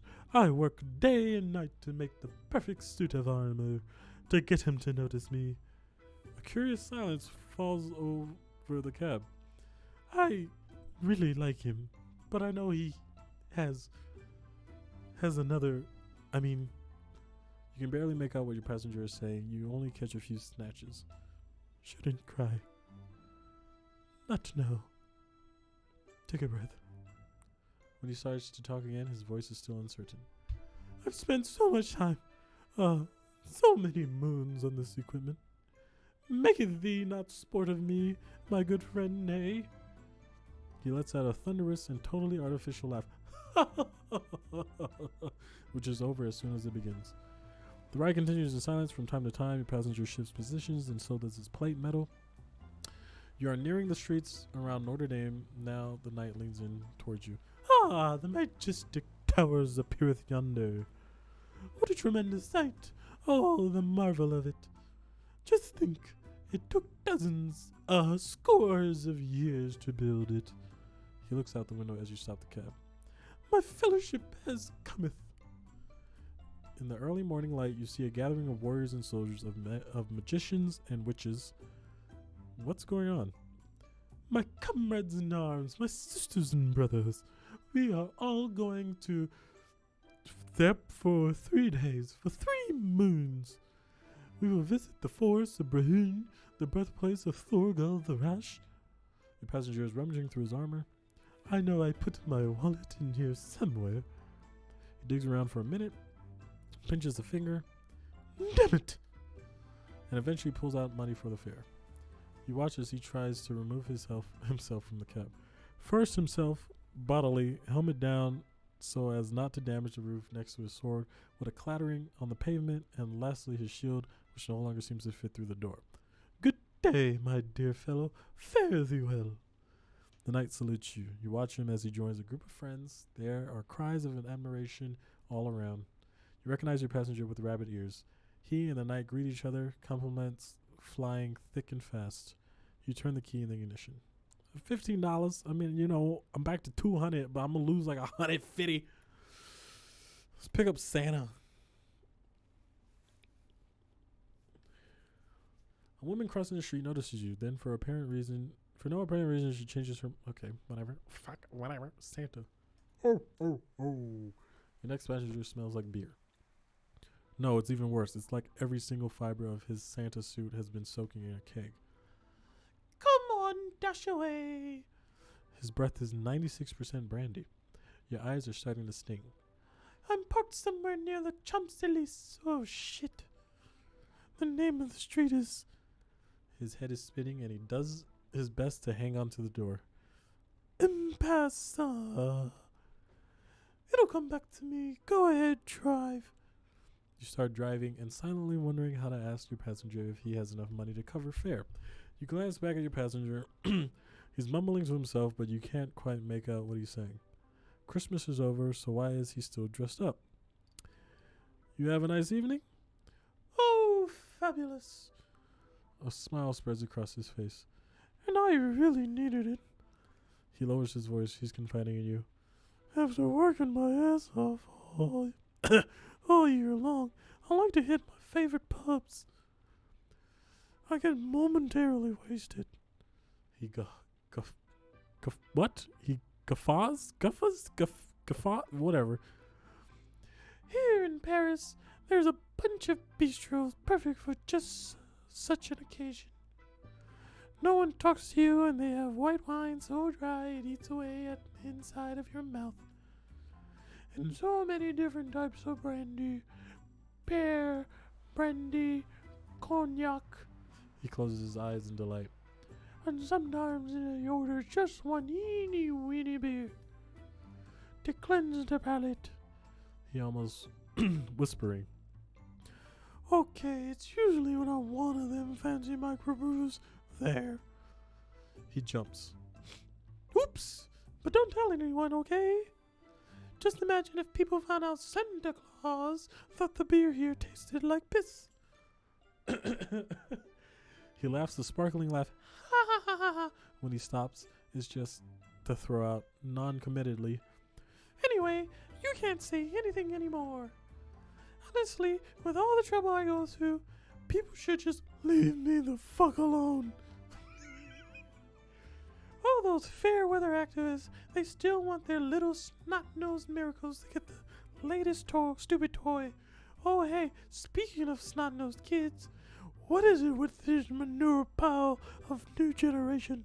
50 years back, you could give a kid a book and he'd go on about it his whole life, all starry-eyed. But today, little whiners, what an eyesore. Fucking hell. They want to have it all, but they don't like anything. They all have GSMs when they're 8. Their things cost a whole month's wages. How could you possibly make them happy after that? How? He's staring at you, waiting for you to answer. Trip? A trip? He bursts out laughing. Now there's a shitty idea. What kid wants to have his ass stuck on a plane for 15 hours? I'll tell you what they want. What kids these days want are machine guns and dolls whose hair you can fix. He seems to have calmed down for a second, but it was just an illusion. Speaking of which, both girls and boys like those dolls whose hair you can fix. He twitches his mustache in silence. Back when I still made toys for kids, I can tell you they couldn't care less about them. Couldn't give a damn. They just wanted to have fun, play, laugh, and forget that their parents were losers. He leans over to you, rife with anger. Fuck. That's the real problem, I'm telling you. Parents are losers, idiots.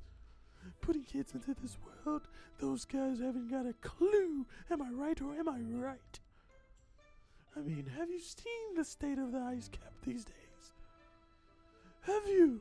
Huh? Because there's not much left of it. He pauses. No, I can't say it's all bad.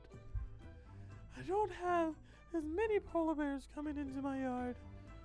Damned nasty beasts. Vicious, mean. I'm not sad to be rid of them.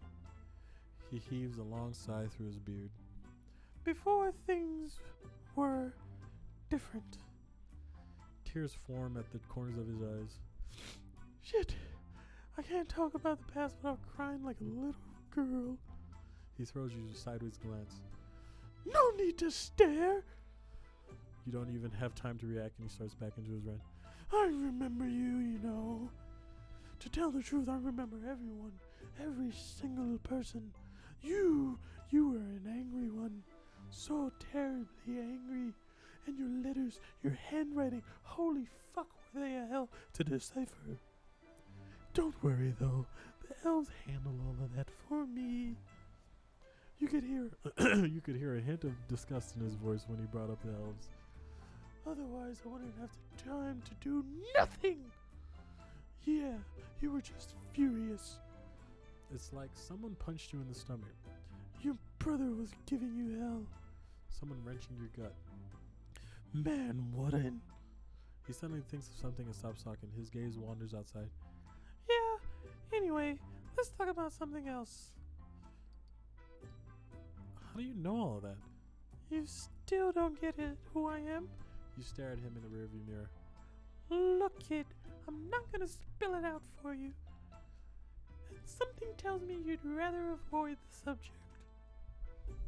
A little something called jail. Another punch to the stomach. So there's your Christmas present. We're not gonna talk about it. He smiles, opens his eyes wide. Wait, I think we're almost there. Slow it down a bit, kid. He searches outside for... You looking for your car? My car? He bursts out laughing. Yeah, right. I work out of a convertible. Roof open and everything. He guffaws again. It shouldn't be hard to spot. There's the sleigh and a couple half dozen reindeer. He heaves a funny sigh. I'm sure it's like in an alleyway somewhere or right over there. Turn right. You obey and go up a street you were on a few seconds before. A few meters down, your passenger stifles a yelp. Oh shit, it was right here. Drive around the block. You turn again and back, your passenger is mumbling. I'm gonna have to get one of those thingamajigs. GPS's. It helped me find my sleigh more easily. You eventually pull over in an alley, no light, a few empty office buildings, and some trash cans that haven't been emptied for days. Kid, sorry about before. I didn't mean, to bring up any sore points. He pays his fare. Watch your back, kid. He gets out and slams the door. He slips on the wet sidewalk, grabs onto a street lamp with a heavy and awkward step. He clumps along the alley. Stay.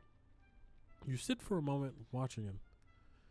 At the end of the alleyway, he starts rummaging through a pile of boxes, pushes a trash can on wheels aside, and disappears. Stay a bit longer. A few minutes go by and nothing.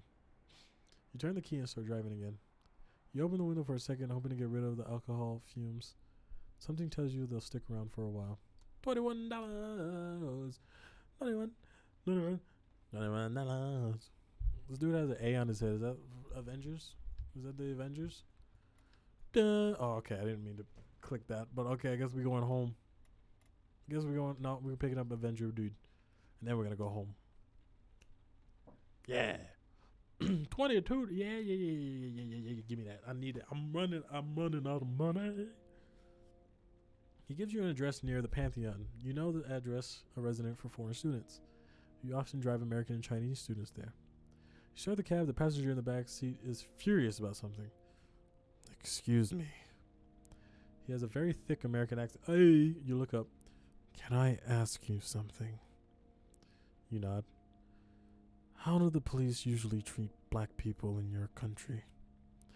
I mean, in general, what is their behavior like? He isn't very sure in his pronunciation. Answer honestly. I'd say the police have a problem with black people. You will reveal your teeth as you continue speaking. And Arabs. And anyone wearing a hoodie. A hoodie. Yeah, wearing sweats. Yeah, if you dress like someone from the poor neighborhoods, they give you a hard time. What does a racial mean? It's a new word to him. You shake your head. Well, it's a word with sort of negative connotations. Negative? Yes, definitely. He gives you a little smile. Now I get it. They thought I was a lowlife. A racial. Even with your accent? Well, they didn't seem to understand me very well. Or maybe they thought I was making fun of them. You give him a second to catch his breath. His anger seems to be letting up. Where are you from? He seems surprised by your question. Chicago, the States. What's it like there? It's really beautiful, especially the architecture. Glance out the window. He's quiet for a moment. It's not Paris. It's not France. But I miss it. I miss it so much. A pause. Look, I'm sorry. I shouldn't have jumped on you with that question like that. Don't worry about it. This afternoon, after school, I got mugged in the metro by some guy. His voice drops to a whisper. He was the same age as me. He stole my money and phone. He raises his voice a little. Luckily, I still have my credit card and my papers. I went straight to the police station and I was there for 8 hours. I'm tired, upset, about ready to quit. He raises his voice even more. I like France, but it's just hard here as it is at home. People look down on you because they don't like the look of you. That's right. That's the right expression, isn't it? You nod yes. They say France is the land of freedom, of human rights. But you have to behave a certain way here to the right way. He screws up his eyes. What? I like to be judged objectively. But I guess there's no such thing as objectiveness. He settles back into his seat. What are you studying? Excuse me? A minute ago, you said you were leaving school when you were mugged. What are you studying? I'm studying to be a mime.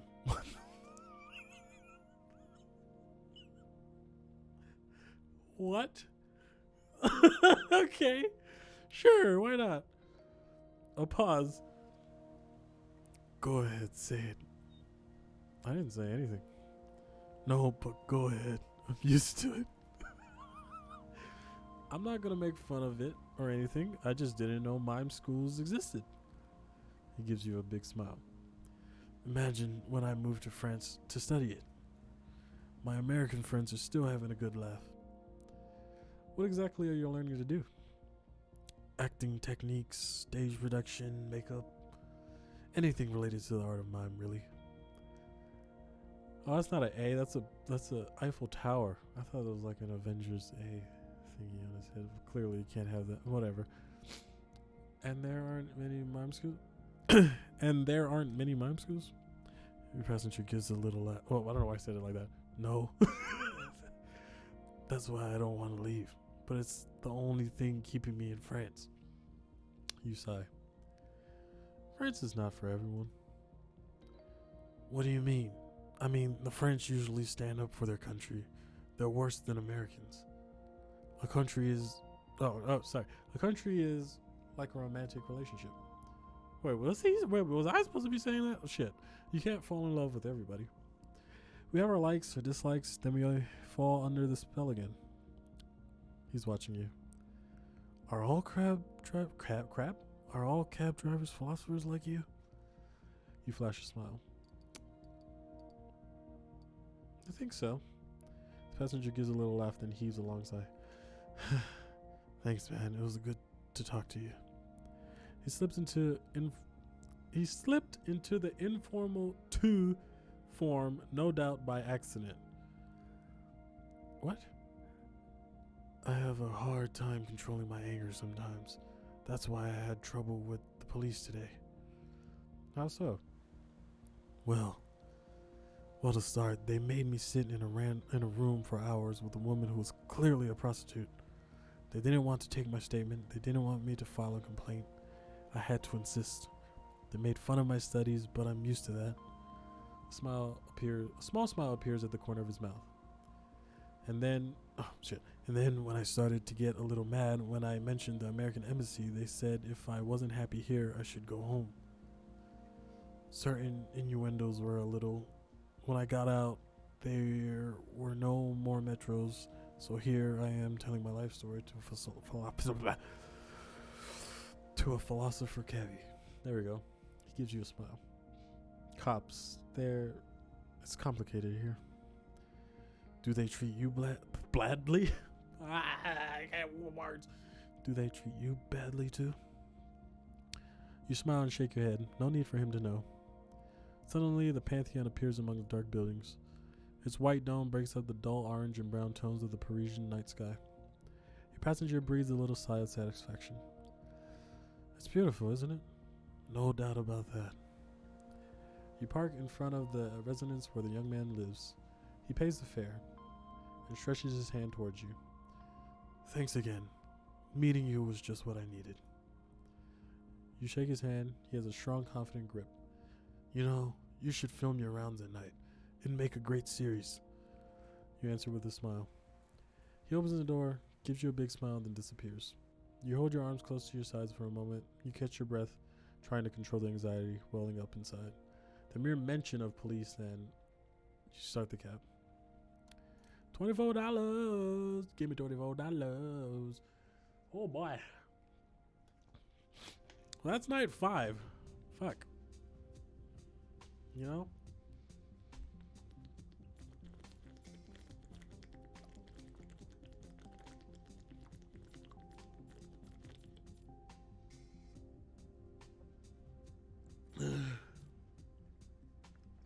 Oh my god. Okay. Okay, never mind. I thought I ran out of all my money. It's like, no. You close the front door behind you, but you freeze. Someone was here. You know it. You can feel it. You notice a crushed cigarette butt on the ground. Yeah, it's one of yours, but it's been smashed with a thick shoe. You pick it up, look at it, and put it back in the ashtray. Files on the table, evidence on the wall. Yes, someone's been here. The killer? The Sandman? It had to be him. Actually, there's no way it could have been anyone else. You take a deep breath. You must be dreaming. You're going crazy. You can't think straight anymore. If you're not careful, you're going to become completely paranoid. So you decide to ignore your hunch. After all, maybe you're the one who stepped on the cigarette before leaving last night. You wipe your face. You're starting to feel sleepy. Steps in the hallway. They stop in front of your door. They move away. It's time to get moving on your investigation. Oh yeah, I forgot about this. Investigate. 4 clues discovered. Oh boy. Okay. Where are the clues? Victim 4 was a member of the secret escort database. Oh, really? What the fuck? Suspect 2 was also a secret escort.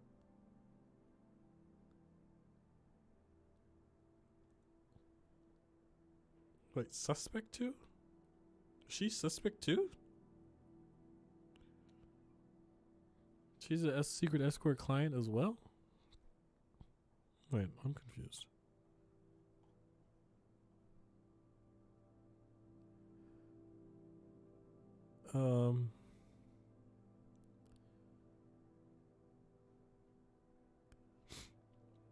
The only thing she's got is that.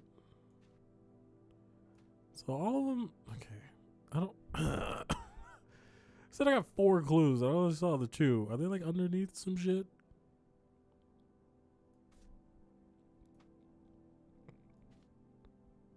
Victim 2 received money to shut up about Albatross. Victim 2 equal member of secret escort 75 database. I don't know. It's all pointing to her now. Or at least, like, most of my evidence is on her. Young, fit, good physical state, anger management issues, attacked the cop the day of the first killing, never arrested, blurry past, lives in a studio owned by her family and the group Diamant, whatever. An ex-partner of group Diamant, recently fired from the board, good physical state, lost her dad a year ago, did her military service in Israel, knows how to handle a gun, anger management issues, assaulted a cop a few months ago. Are these like, but like, are they all arsonists, you know? He attacked Anita Bentham, was one of the more vocal protesters after the Albatross fire.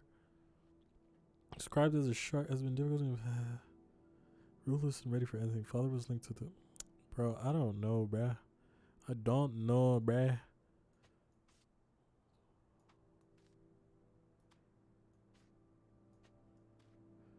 So much...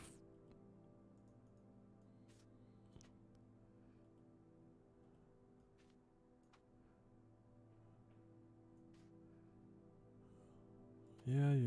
Victim 4 bank notes stuffed in mouth. Death by injection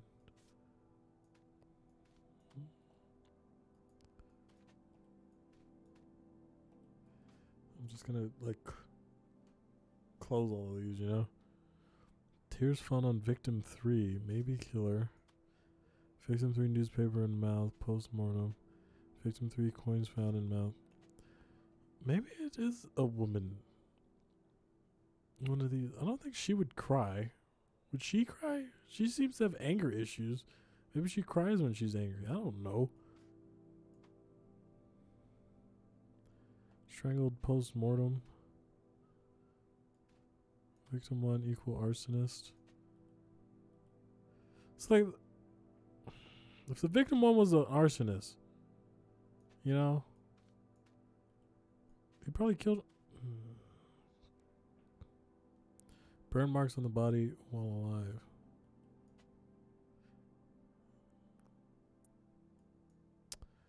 Victim surprised by injection. Victim 1's usual MO similar to albatross fire.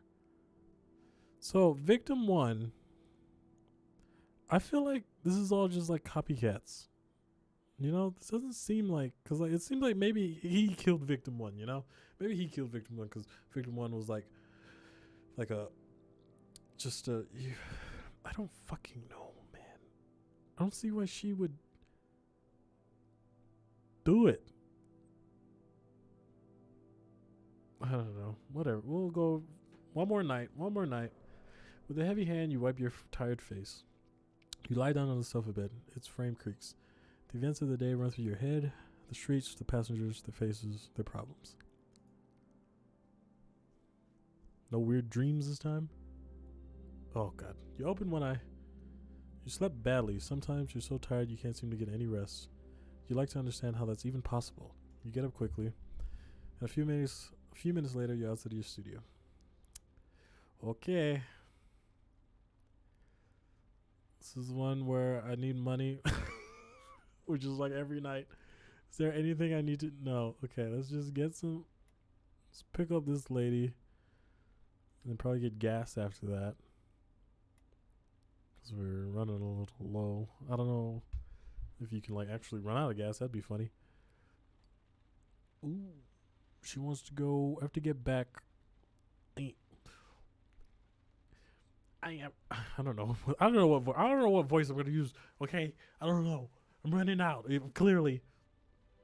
The next passenger getting in your cab enters in a cloud of extremely heavy perfume.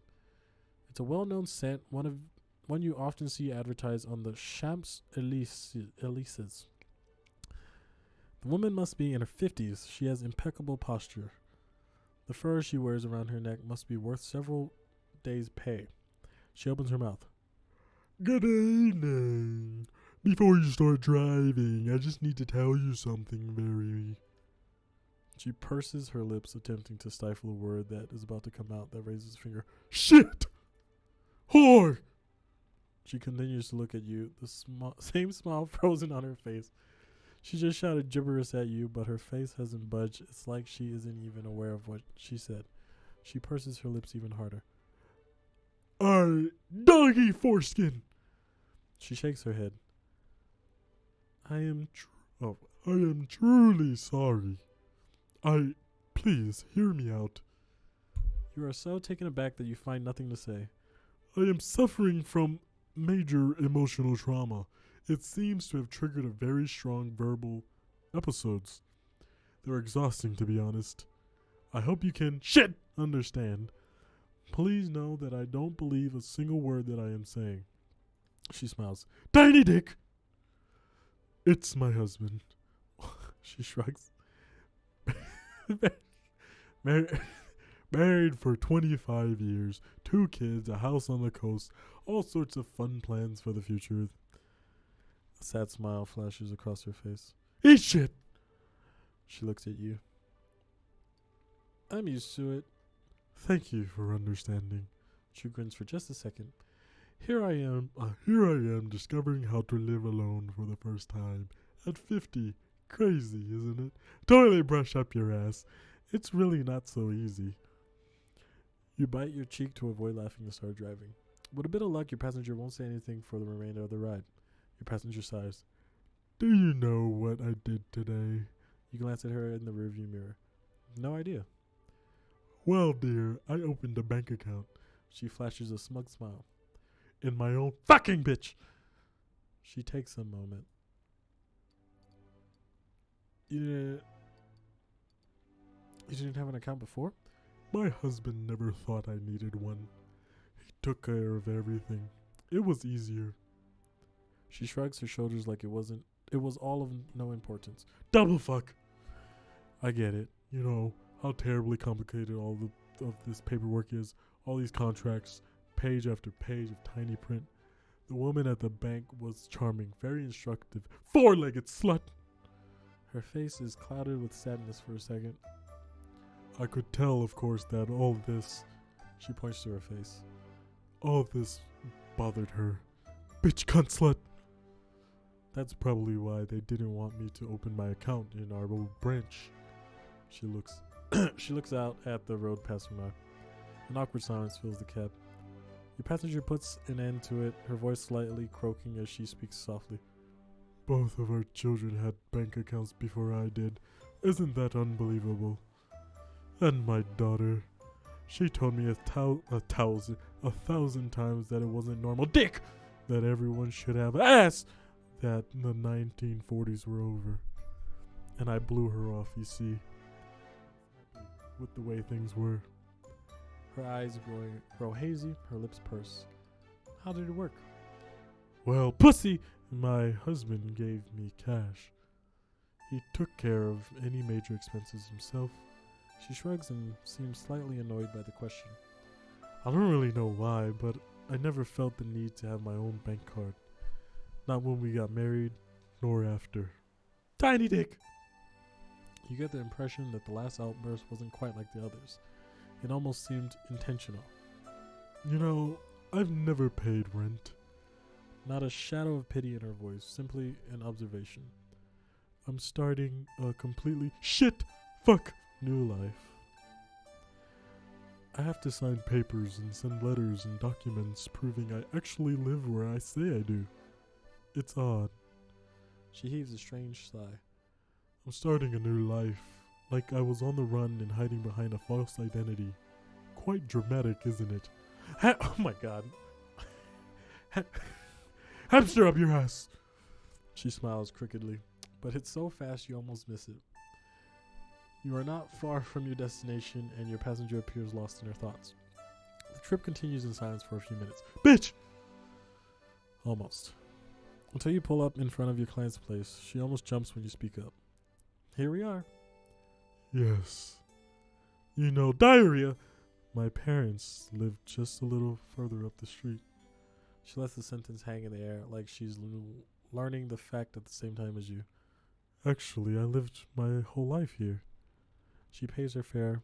The bills are brand new, spanking clean. Sparkly clean. Good night and good luck, sir. Syphilis. And she gets up. You watch her until she... Oops. What is that? What is that? What is that? Wait, stop playing. You watch her until she disappears into the lobby of her building. $39? Shit, yeah. That's some of the most money I ever gotten in my whole life. Okay, let's pick up this person since he's close.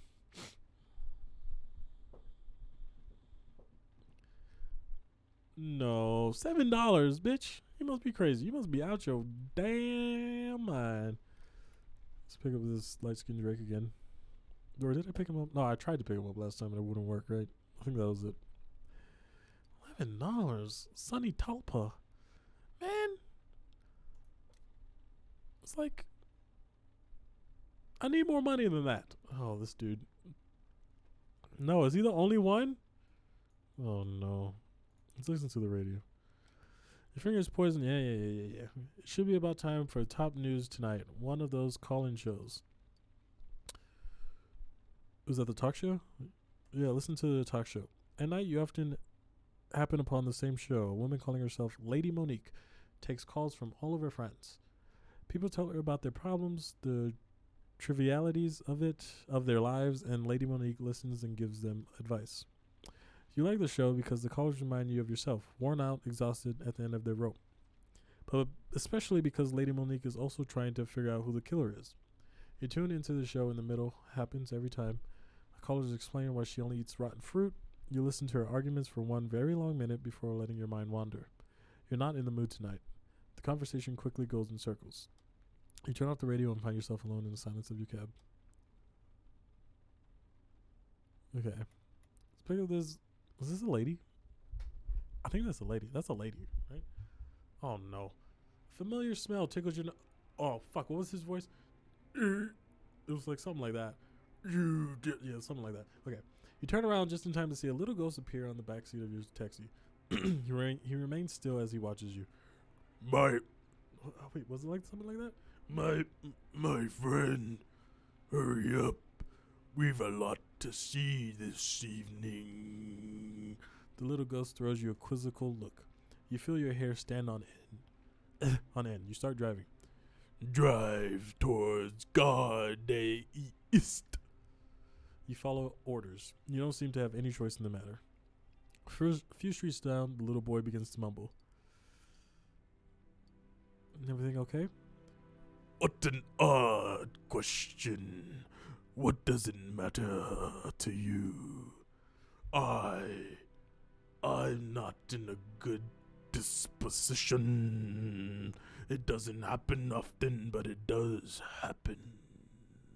He insists on staring at you, so you turn around again. I'm telling the truth. It happens to all of us, even dead people.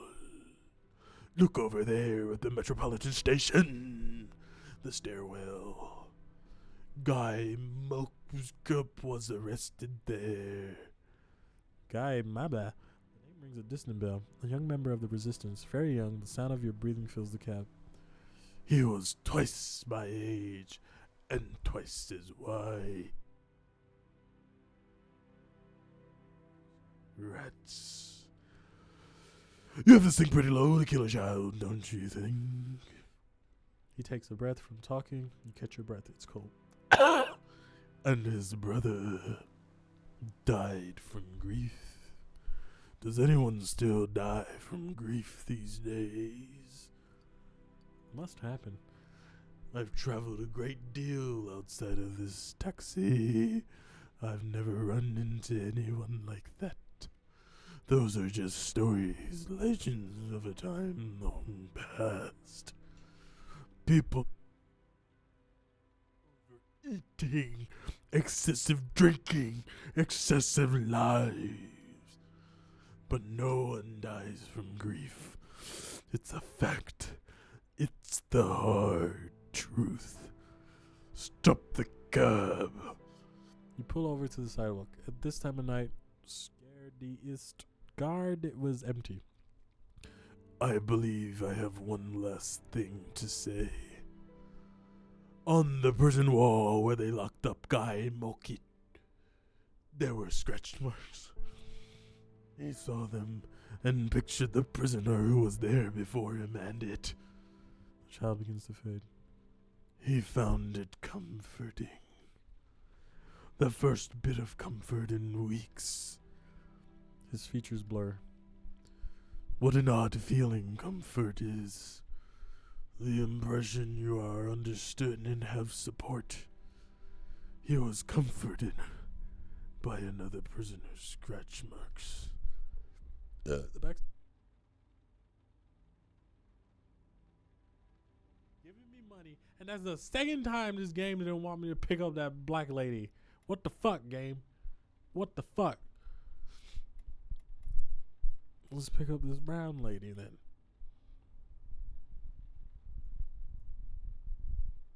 Which I think she is. 25. Yes. $25. Yes. Yes. Yes, please. Two women getting in the cab give you. Oh no, not two. I gotta do two voices. I'm not gonna remember. A faint scent of alcohol hangs in the air. They've been drinking. The younger of the two breaks the silence. So what do you think? No, fuck that. Right, let me look my lips. What do you think?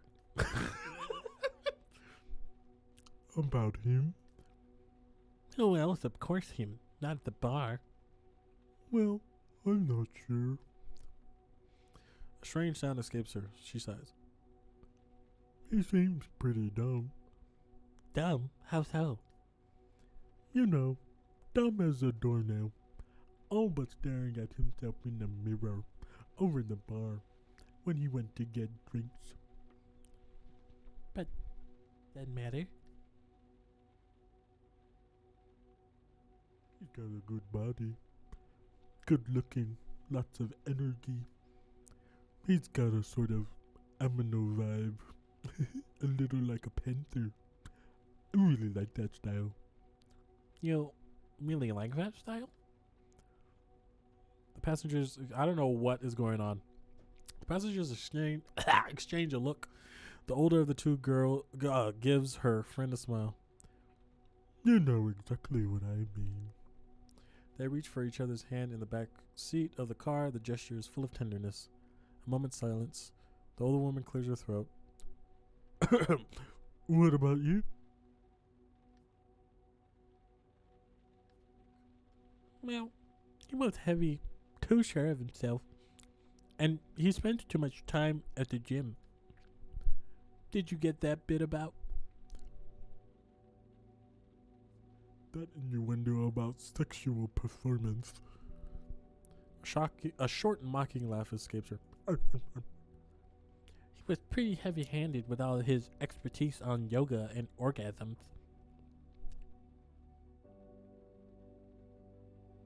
Muscles can't hurt. Well, anyhow, he was all preachy. He should write a book. The perfect gift for your ex-husband. Stop laughing. Laughter dies down. The younger of the two resumes talking in a more serious tone. Like I was saying, She looks at her friend intently. is it really that important? I mean, we're looking for a donor. Not a father, not a lover, not a guardian or a godfather. Nothing but a donor. Yeah, just a donor. She casts a glance in your direction. Conscious all of a sudden they aren't alone in the cab, she goes on, lowering her voice. Yeah, but still, if he had been a date, I think I would have been out of there in 5 minutes flat. I do yoga. I meditate 6 hours a day. I went to Tibet to learn the ancient art of... And serfdom did exist in Tibet before the 1950s. I've checked on Wikipedia. I thought Buddhists were supposed to be curious and open-minded. He was like some old conservative dude in body of a young Brad Pitt. Pause again. But like you were saying, does all that really matter? Her friend nods. The two young women are lost in their respective thoughts. You know, I'm not against that kind of stuff or anything. It's up to him if he wants to be a drag with all that Yoda and... Yoda? Yoda! All that. all that yoga and meditation bullshit. I don't have a problem with that. She gives her girlfriend a reassuring look. Anyhow, there's no way any of that is going to be passed on to our daughter. Or our son. Her friend flashes her a big smile. But it's going to be a girl. I could feel it. And yoga, it's not genetic. Well, we'll have to ask Dr. Vidal. Yes, I bet he's really love that. He'll think we're messing with him.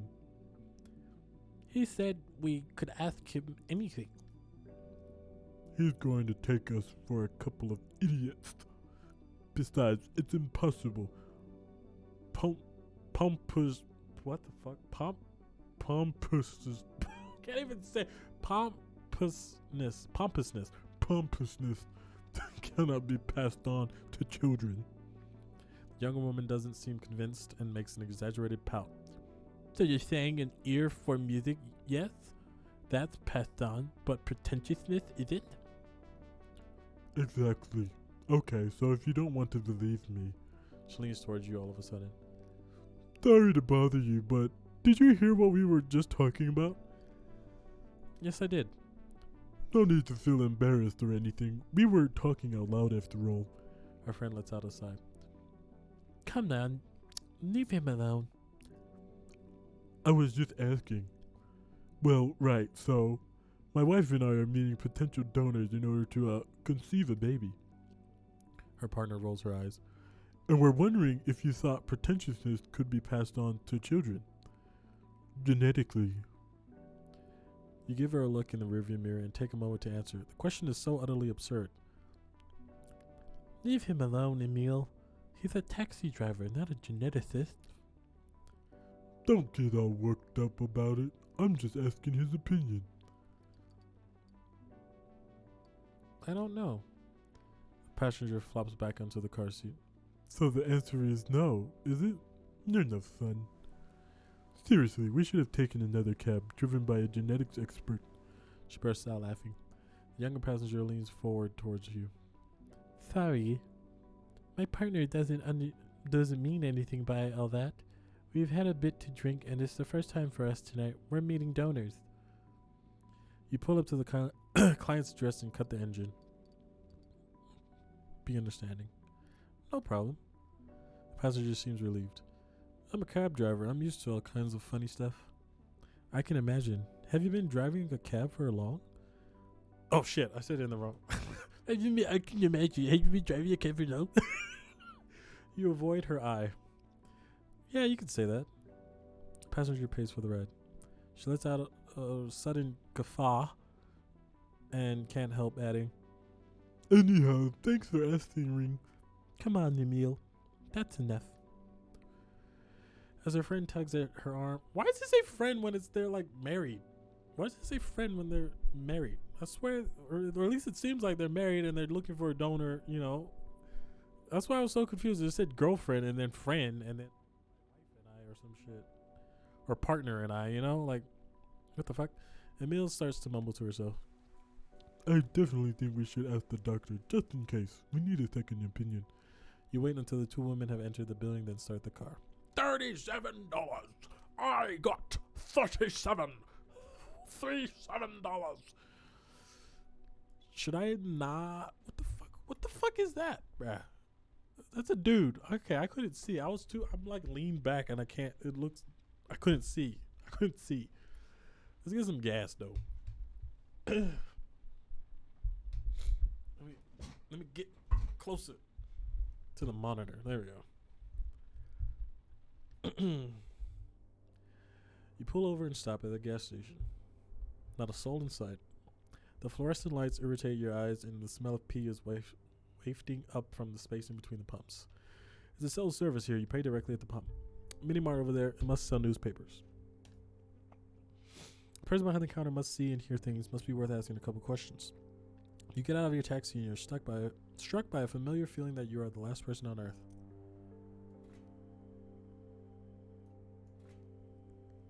That should be enough. You walk into the mini mart. The guy behind the counter doesn't even look at you when he starts to talk in a lazy, lifeless tone. Evening. Yo, let's try it. Let's go for it. Purdue. No go. Oh, I don't know. What does that mean? Buy some newspapers. Talk with the clerk. You examine the newspaper and magazine covers. The serial killer's on the front page of all of them. It's crazy, isn't it? You'd think they'd have caught him by now. The clerk smiles. You recognize the twinkle in his eye. The guy has something to tell you. New clue available in your room. Not a word from the guy behind the counter. You, on the other hand, curse automatically as you put one foot out into the freezing cold. You get into your taxi and drive away.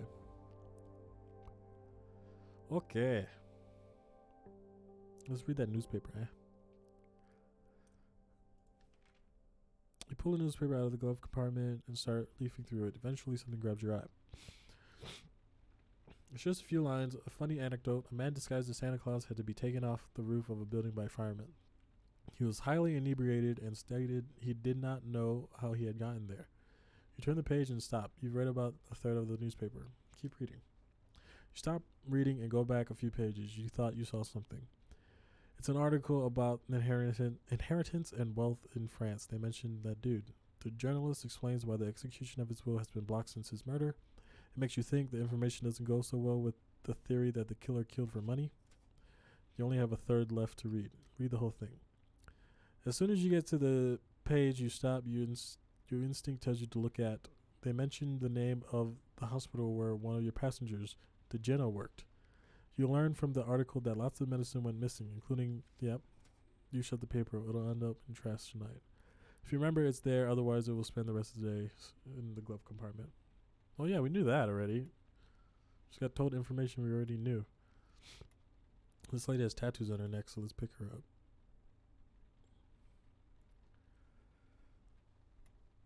I have no idea. $20? Shit, yeah. Anything over 20, I'm picking them up. Oh, my God. Actually, that's not tattoos. She just looks scary. Your next passenger looks completely dazed. Drive, come on. Where are you going? Where are we going? She seems surprised by your question. Well, to Bolognese, of course. They're out. I don't want to miss them. Who are they? Why, Truffles. Get going. Drive. Oh, my God. Wait.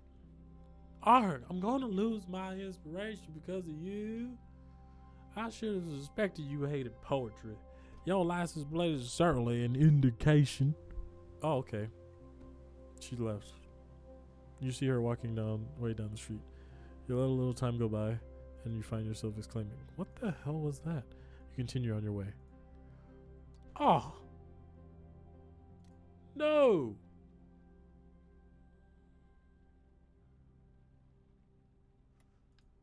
Look at this lady. At least I think it's a lady. Charlie runs by your taxi. You're blinded by his reflective clothing.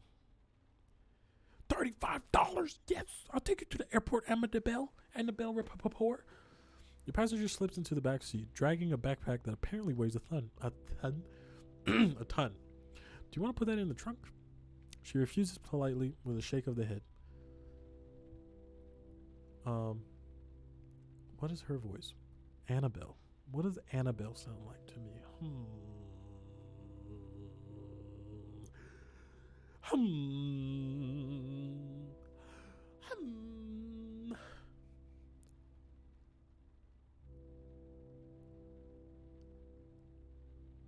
Thanks, but I'm going to have to get used to keeping it with me. I'm going to be on my back for an entire month. You smile and start the cab. A glance in the rearview mirror, your passenger is rather young and the camera around her neck looks very expensive. Her backpack, scarf, and clothes are fairly worn. Going on vacation? A small, almost nervous laugh escapes her.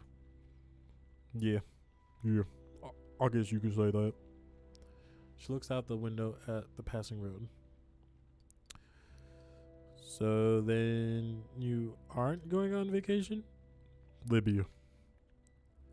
Her cool... Oh, is this the lady? Wait, her cool tones immediately bring the conversation to an end. Sorry. A second or two goes by before your passenger can even bring herself to look at you. It's fine. It's me. I've been on edge lately. She shrugs. I'm sorry. She watches you, senses she can talk to you, lowers her gaze. I'm on my way to Greece to join an NGO rescue vessel. An NGO? An association, that is. That helps migrants trying to make the crossing. And I'm going to do a story on them. Are you a journalist? She smiles the first since you set off. Yes, a photojournalist. They make the crossing even in... I imagine it's going to be pretty tough. They make the crossing even in winter? They make the crossing whenever they get the chance, regardless of the time of the year or the weather. The EU has just closed its surveillance and rescue program only non-governmental associations are doing anything to help them now. So I'm on my way. I volunteered. I even made a fuss to get the assignment. Your tone of voice is increasingly shrill. I've read first-hand accounts. I talked to journalists who have worked on the subject. I can't just ignore the whole thing. She gives a short laugh. I even played a video game about refugees. Beautifully done. Really powerful. I knew I couldn't just sit back and watch. This was my chance to show the world what's going on there. The passenger's phone starts ringing. As she glances at the caller name, her face freezes. She sighs, a troubled smile flickering across her face, then takes the call. Hi, Dad. I'm in the cab. Right. Yeah, I told you. I tried. But he wouldn't change his mind. Come on, Dad. I already told you I'll be fine. They wouldn't be sending me if there were. She moves the phone a bit farther from her ear. Come on, Dad, stop. Dad, listen. Everything's gonna be fine. I'll be there for 20 days with a group of professionals who have been doing this for years. That's right, a group of rescue professionals. Would you just stop? She sighs heavily. It's no use. She's been down this road 1,000 times. Help her out. We're about to get to a tunnel, mademoiselle. You're going to cut out. The young woman looks up at you in surprise, then her face lights up. Did you hear that? I have to go. I'll call you back as soon as I'm... She is interrupted again. That's right. I'll call you back. She hangs up wide-eyed and breathes alongside. My parents, they can be a little much at times. She smiles. Anyhow, thanks for jumping in there. You can sense the tension, the wave of frustration and anxiety welling up inside of her. Her unhappiness and anxiety are palpable. She closes her eyes, collecting her thoughts, trying to dispel her negative emotions. If I only had a little time. Is there anything I can do to help? No, thank you. I'll be fine.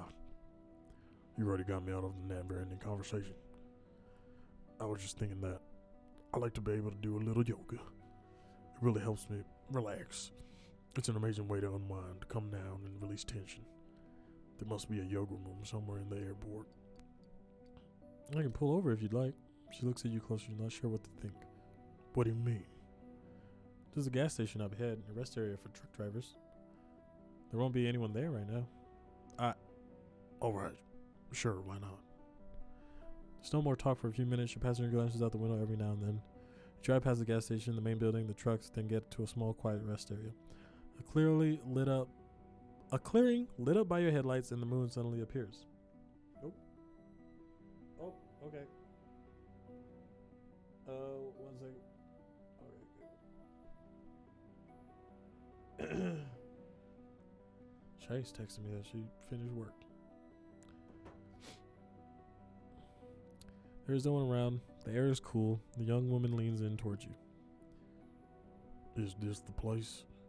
You nod. It's incredibly calm, as if we were in the middle of the woods. Her eyes take in every detail, every tree and bush. Do you come here often? Whenever I can. She nods. She understands. It's so quiet. Even in the middle of winter, it looks so peaceful. She reaches for the door handle. You won't leave without me, will you?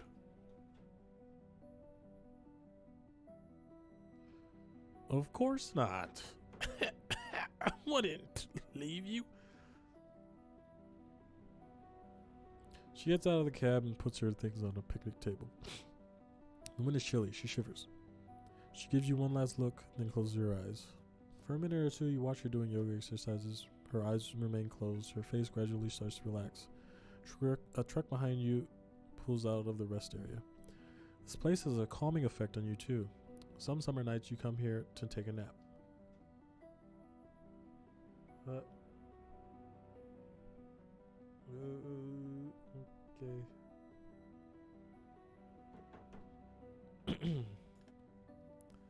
The young woman is stretching now. The headlights cast soft shadows among the dark foliage.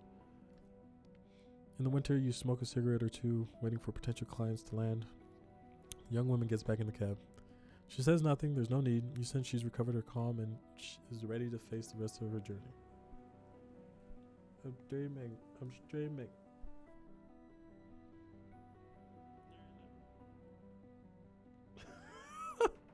You drive away, leaving behind the clearing, the rest area, the gas station. The young woman is sleeping. The road keeps passing by, and before long, you're approaching the airport. A moment later, you turn down the radio. The song fades. I'll pull up over here. It'll be easier for you to get out of the cab. You get to the... She's gonna say, oh, sorry, sorry, love you. Love you too. Love you too.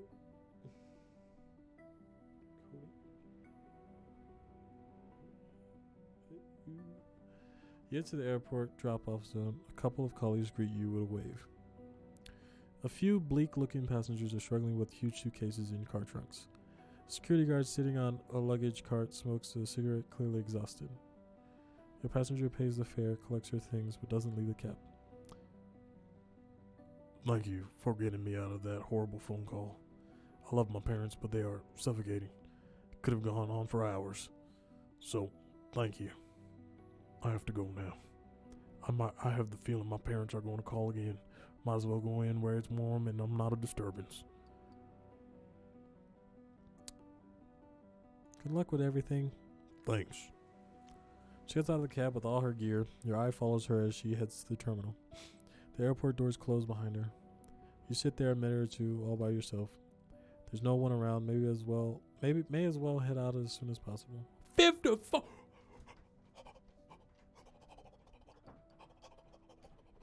54. 54. I got $54 for that. Yes. Woo! Woo! $54. $54. $54. I don't care. My Angelique. Oh, she gave me a bunch of money too. But I got 54 motherfucking dollars. Hey. Hey.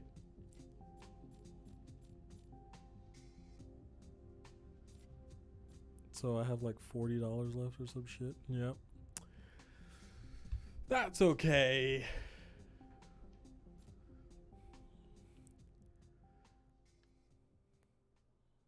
Take a few minutes to update your board with your new clues. A bus goes by making the walls shake.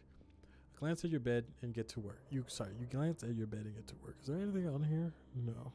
Okay. So I got some new clues, huh? Where are the new clues? Light of the fire. Yes, we knew that already.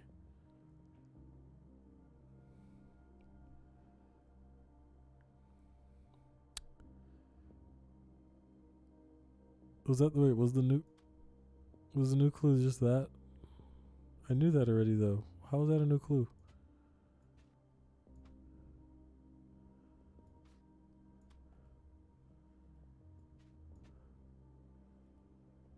What?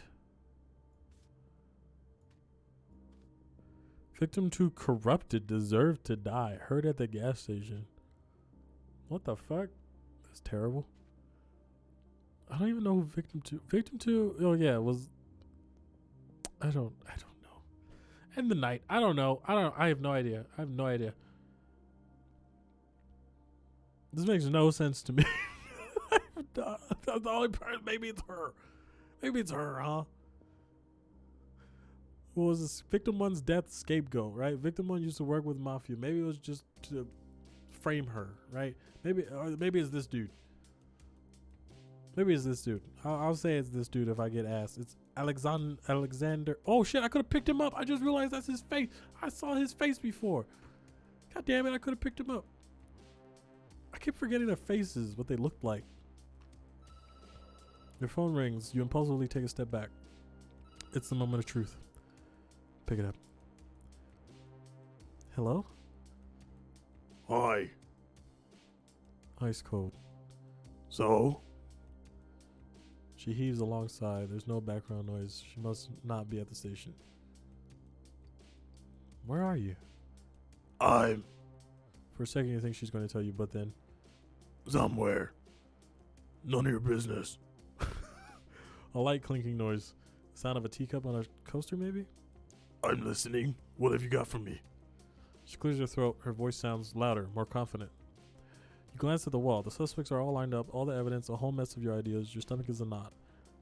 I don't have to remind you, you cannot get this wrong. I have a meeting in 2 hours with the district attorney and the chief of police.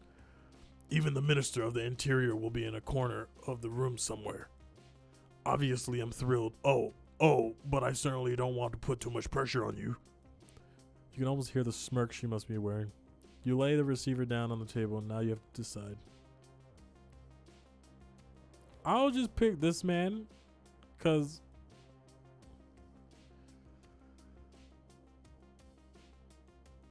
I don't fucking know. I really don't. I'm just gonna say this man.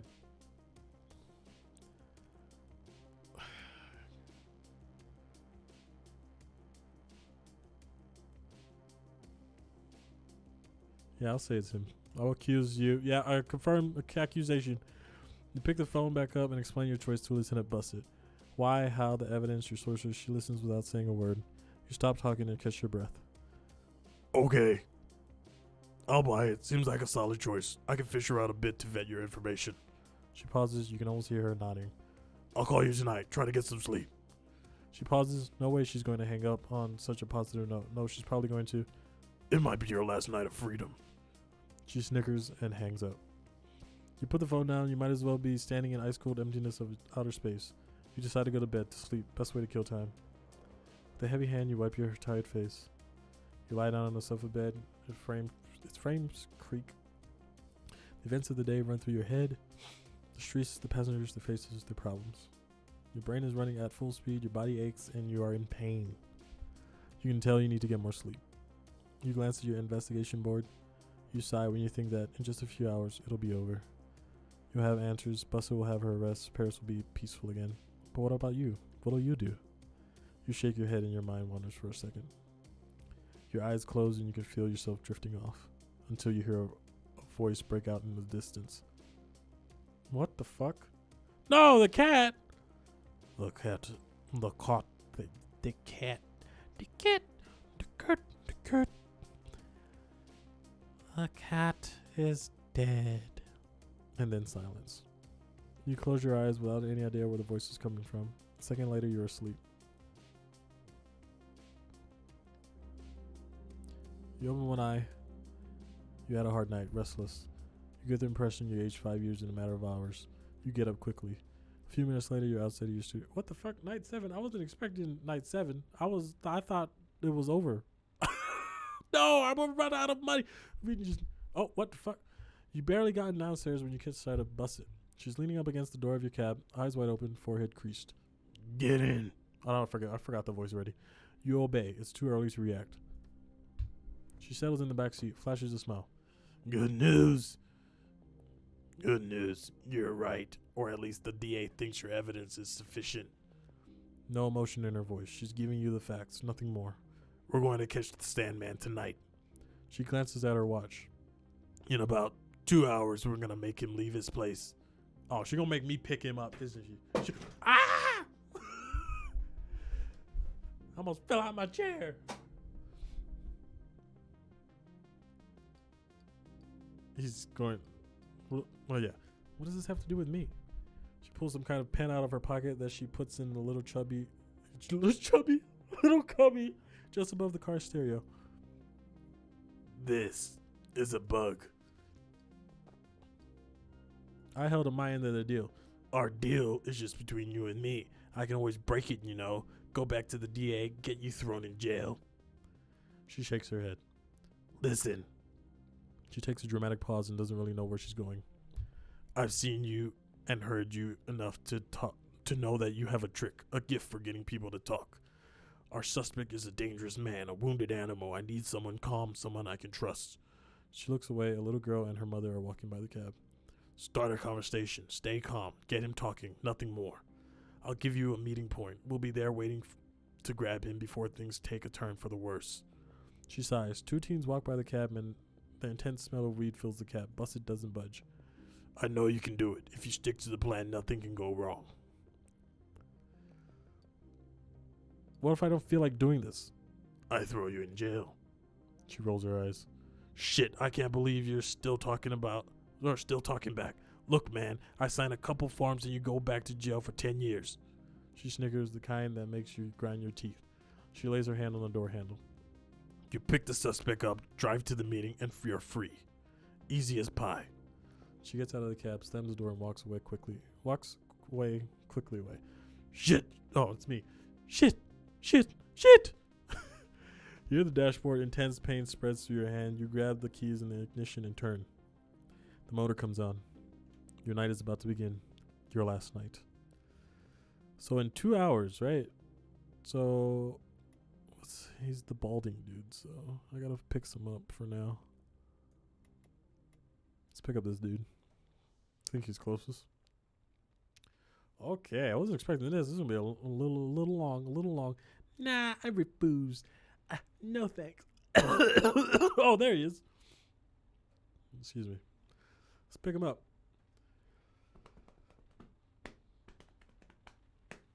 So I gotta get him talking, eh? There's a bug in the car. Get him talking. Oh, shit. Stretch. Yeah. Excuse me. So this is Alexander. I'm gonna need your services. Oh, I can't even refuse it. You pull up to the sidewalk and wait for the suspect to exit the building. It's a hotel, not a very nice one. Heavy bars protect the windows. Not that they need to. It doesn't look like they open. He must have come here after the fire.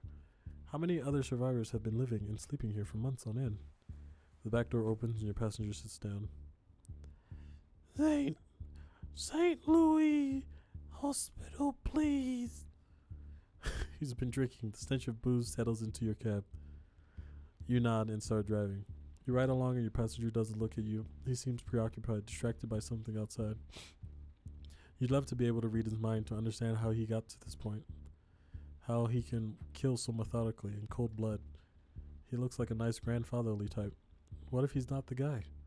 Busset will make you pay. You almost jump at the sound of his voice. Change of plans. I need to go to 122 Rue de la Beauté. You raise an eyebrow. Not in agreement. At the next intersection, you change direction and drive away from the meeting point with the police. How can you fix this? Maybe you can drop your passenger off, then call Busset to explain. He might try to escape. What's he going to do on, that place? It's a posh neighborhood with a theater, shops, office buildings. You clench your gut. There's something else on Rue de la something. Aren't the Group Diamond headquarters somewhere nearby? The GD, the company who was responsible for the fire, there's no way that it's a coincidence. Not a chance. You raise an eye to look in the rearview mirror and cross your passenger's gaze. Everything all right? His voice is clear, crystal clear. No the slightest alcoholic slur. I assume that means not.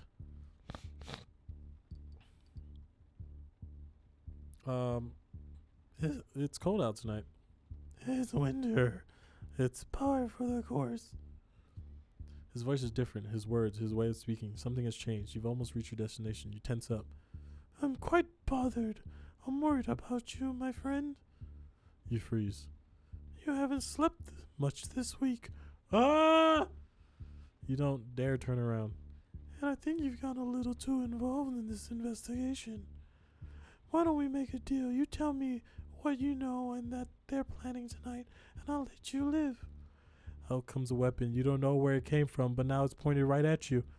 One sign. One move and you disappear, understood? You nod. Who do you work for?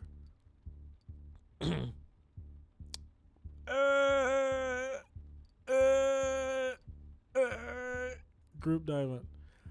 A look of disbelief crosses his face. Good GD. They know what's going on? How did they get a hold of the police files? He raises a hand to stop you from talking. A strange gleam appears in his eyes. You can get to Anita Valentin, the CEO. You start to see how you might fix this. You might be able to get him to Busset's meeting point after all. You have to be clever. Manage to muddy the waters long enough that he doesn't realize what's happening. His deep voice booms through the cab. You arrive at his destination and double park your taxi. Maybe you can play into his desire for revenge. You know where I can find Anita. I know. He lowers his head. I have a deal for you. You drive me to her, and I forget you exist. I let you go. You hold his gaze. Cross my heart. It's a golden opportunity. You can make him think you're driving him to the next target, but drive him to meet up with Busted instead.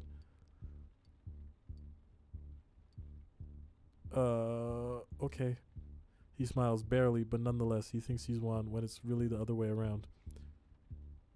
She lives? I know where she lives. She's never there. She has a second home in the ninth. That's where I met with her. Meet with her. You know your way around the place. You know if there's a way to get in through the parking garage into her apartment. Yes, into the parking garage. Why are you working for her? For the money. You have anything to do with the albatross? You vigorously shake your head. You definitely don't want him to get angry. No, I used to work security for her building in the south. I just help out. I'm not a murderer. I know. He turns his head away, like he's said too much. Drive. Take me there. His voice rolls off his tongue, like a wave on a sea of oil. I'm going to watch her die, you know. I'll inject a low dose of bromide and cut the artery here, near the thigh. She'll bleed to death for a half an hour, maybe more. I want her to feel herself die. To dedicate the last minutes of her life to thinking about the people who died in the albatross fire. He's shaking, so is the gun in his hand. It's almost looks like a toy, but you know it isn't. I broke into your place, you know. I saw your wall, your files. There were two possibilities. Either you worked for the cops or for the group Diamant. Between us, I'm surprised they don't have the money to hire a private detective and all those police documents. Stolen, is that it? Yeah. Setting foot in your place was something else, you know. Not at all what I was expecting. And I saw Why does he look like Kevin Spacey? And I saw you sticking your nose into things left and right. Each time I moved forward, there you were, sniffing around. I needed to know more about you. What the fuck is that? What? He freezes, shaking. You must think I'm a little nuts, right? He doesn't wait for a reply. I started killing because no one was doing anything. That journalist sold out to Diamant, the city hall woman, rotten to the core. That son of a bitch arsonist, I'm sure he's the one who set fire to the albatross. Even the old guy, he was just a stockholder like any other, willing to do whatever it takes to make a few thousand more. His voice becomes screechy. And let me ask you, what was it to him? He was already a millionaire. My life doesn't change when I find a penny in the gutter, does it? He was rolling in it for sure. He didn't manage his own money. Remain discreet. You nod. This is no moment to disagree. I was a soldier, you know. Yes, you probably know that already, though. You checked up on me. Indochina? Indochina. I was barely 20. They gave me a rifle and some bullets. They pointed to 3 guys in a field and said, "Those are our enemies. You have to kill them." So I killed them. He pauses. He watches a woman walking by outside. She's completely unaware. When I understood they were, when I discovered what we were fighting for, it was too late. And when I came back to France, I was treated like shit. No one gave a damn about us. He gags on his own words. What I'd like you to do is wait for me. I'll take care of her and leave. Cross my heart. After that, after her, I'm done. Done. What do you think? You're just a few minutes from your destination. You're starting to feel nauseous. What if he realizes you're leading him on? Okay. Be careful. Be careful? Should I say? I'm saying be careful. Be careful. I've already done it 4 times, remember? You nod. The tone of his voice is terrifying. You're not far from the meeting point. 1 or 2 minutes max. You know where this gun comes from? I mean, before I got a hold of it? The Germans? The Nazis. After World War II, France got a hold of a lot of weapons, war reparations. Thousands of guns like this. rifles, tanks, cars, soldiers too. All those weapons, though, I always found it strange to hold on to them. They should have been burned, destroyed. They were given to soldiers like me, kids. I think they were afraid to give them to veterans. Imagine putting your hands on the gun you got shot with. He looks up. Her apartment much further? Just as he says those words, you turn into the alley. The headlights from the police cars flood your cab with bright light. Another car comes to block you in. A voice on the megaphone asks you to get out of the taxi. You open the door and throw yourself onto the ground, yelling, a door slamming. You turn around. 2 shots are fired. They ring through the alleyway, bounce off the walls, hurt your ears. Don't shoot! Nice mess, huh? The lieutenant manages to fit twice as much cynicism as usual into her voice. The cops have only just let you back into your cab in your taxi. After shots were exchanged, they arrested Alexandre. No one was hurt. No question about it. You screwed him over pretty good. I had no choice. Oh, I have absolutely no complaints, but he's not happy with you. She lets out a long sigh, so you have plenty of time to sit with your feelings. You betrayed his trust. A real nice mess. I've run into some crazy criminals on the job, but he's among the top 3. Let her talk. He's convinced he's a hero. He's incapable of understanding He's incapable of understanding the seriousness of his crimes. He thinks he's Robin Hood. She flashes a clear and honest smile. Anyway, you did good work on this case. I must admit, I'm a bit surprised. I'm impressed even. Listen, you're no longer needed here. We've got the tape, we have your statement, and we'll get his when he calms down. The cop flicks away an imaginary ball of fuzz on her leg. She throws the fuzz somewhere in your taxi. Actually, if you could kindly get the hell out of here as soon as possible. Don't leave the country, obviously. I need you to be available if I have questions. But I no longer consider you a suspect. You're free to go. She puts her hand on the door. And what's the magic word? Go fuck yourself. She snickers before getting out of the car. You remain completely still, consumed with anger and exhaustion. The cop waits for you to back up. You start the taxi and pull out of the alleyway. The flashing lights, the cops, it all quickly vanishes. You speed through Paris. Not a soul on the road. Your forehead is running. You feel guilty about having lied to Alexander or whatever his name is. Between clenched teeth, you utter, he was a fucking murderer. And you start driving west, far from Paris, far from everything. Hey! Did it! I did it! I made the right call on accident. Woo! Woo, woo, woo, woo, woo! That was easy, boy. Easy. The Sandman got his ass. Oh shit, I dropped frames. Oh well, I'm not dropping frames right now. But yeah, got his ass. Oh, I can hold the click and make it go faster. Sorry, all these people, did a good job. There was one mistake with the not and no, but yeah, whatever. Woo! The sun is about to come up. You drove all night long with your window open and a radio tuned to that phantom frequency. The electric static kept you awake. You're so tired, your chest is tight and your eyes are heavy, but you can't stop. Not now. You're going to run out of gas soon. The light went on about 20 kilometers back. You're somewhere in Normandy. Holy shit. Maybe you run into that cat you gave a ride to one night. You smile and relax at the thought. You pull over onto the shoulder and get out. There's almost no traffic. You step over the guardrail as your eyes adjust to the colorful break of dawn. The sun will soon rise over the horizon. You get your phone out and dial a number. It doesn't ring. Direct to voicemail. A voice asks you to leave a message. After the beep, hey, I wanted to... You catch your breath.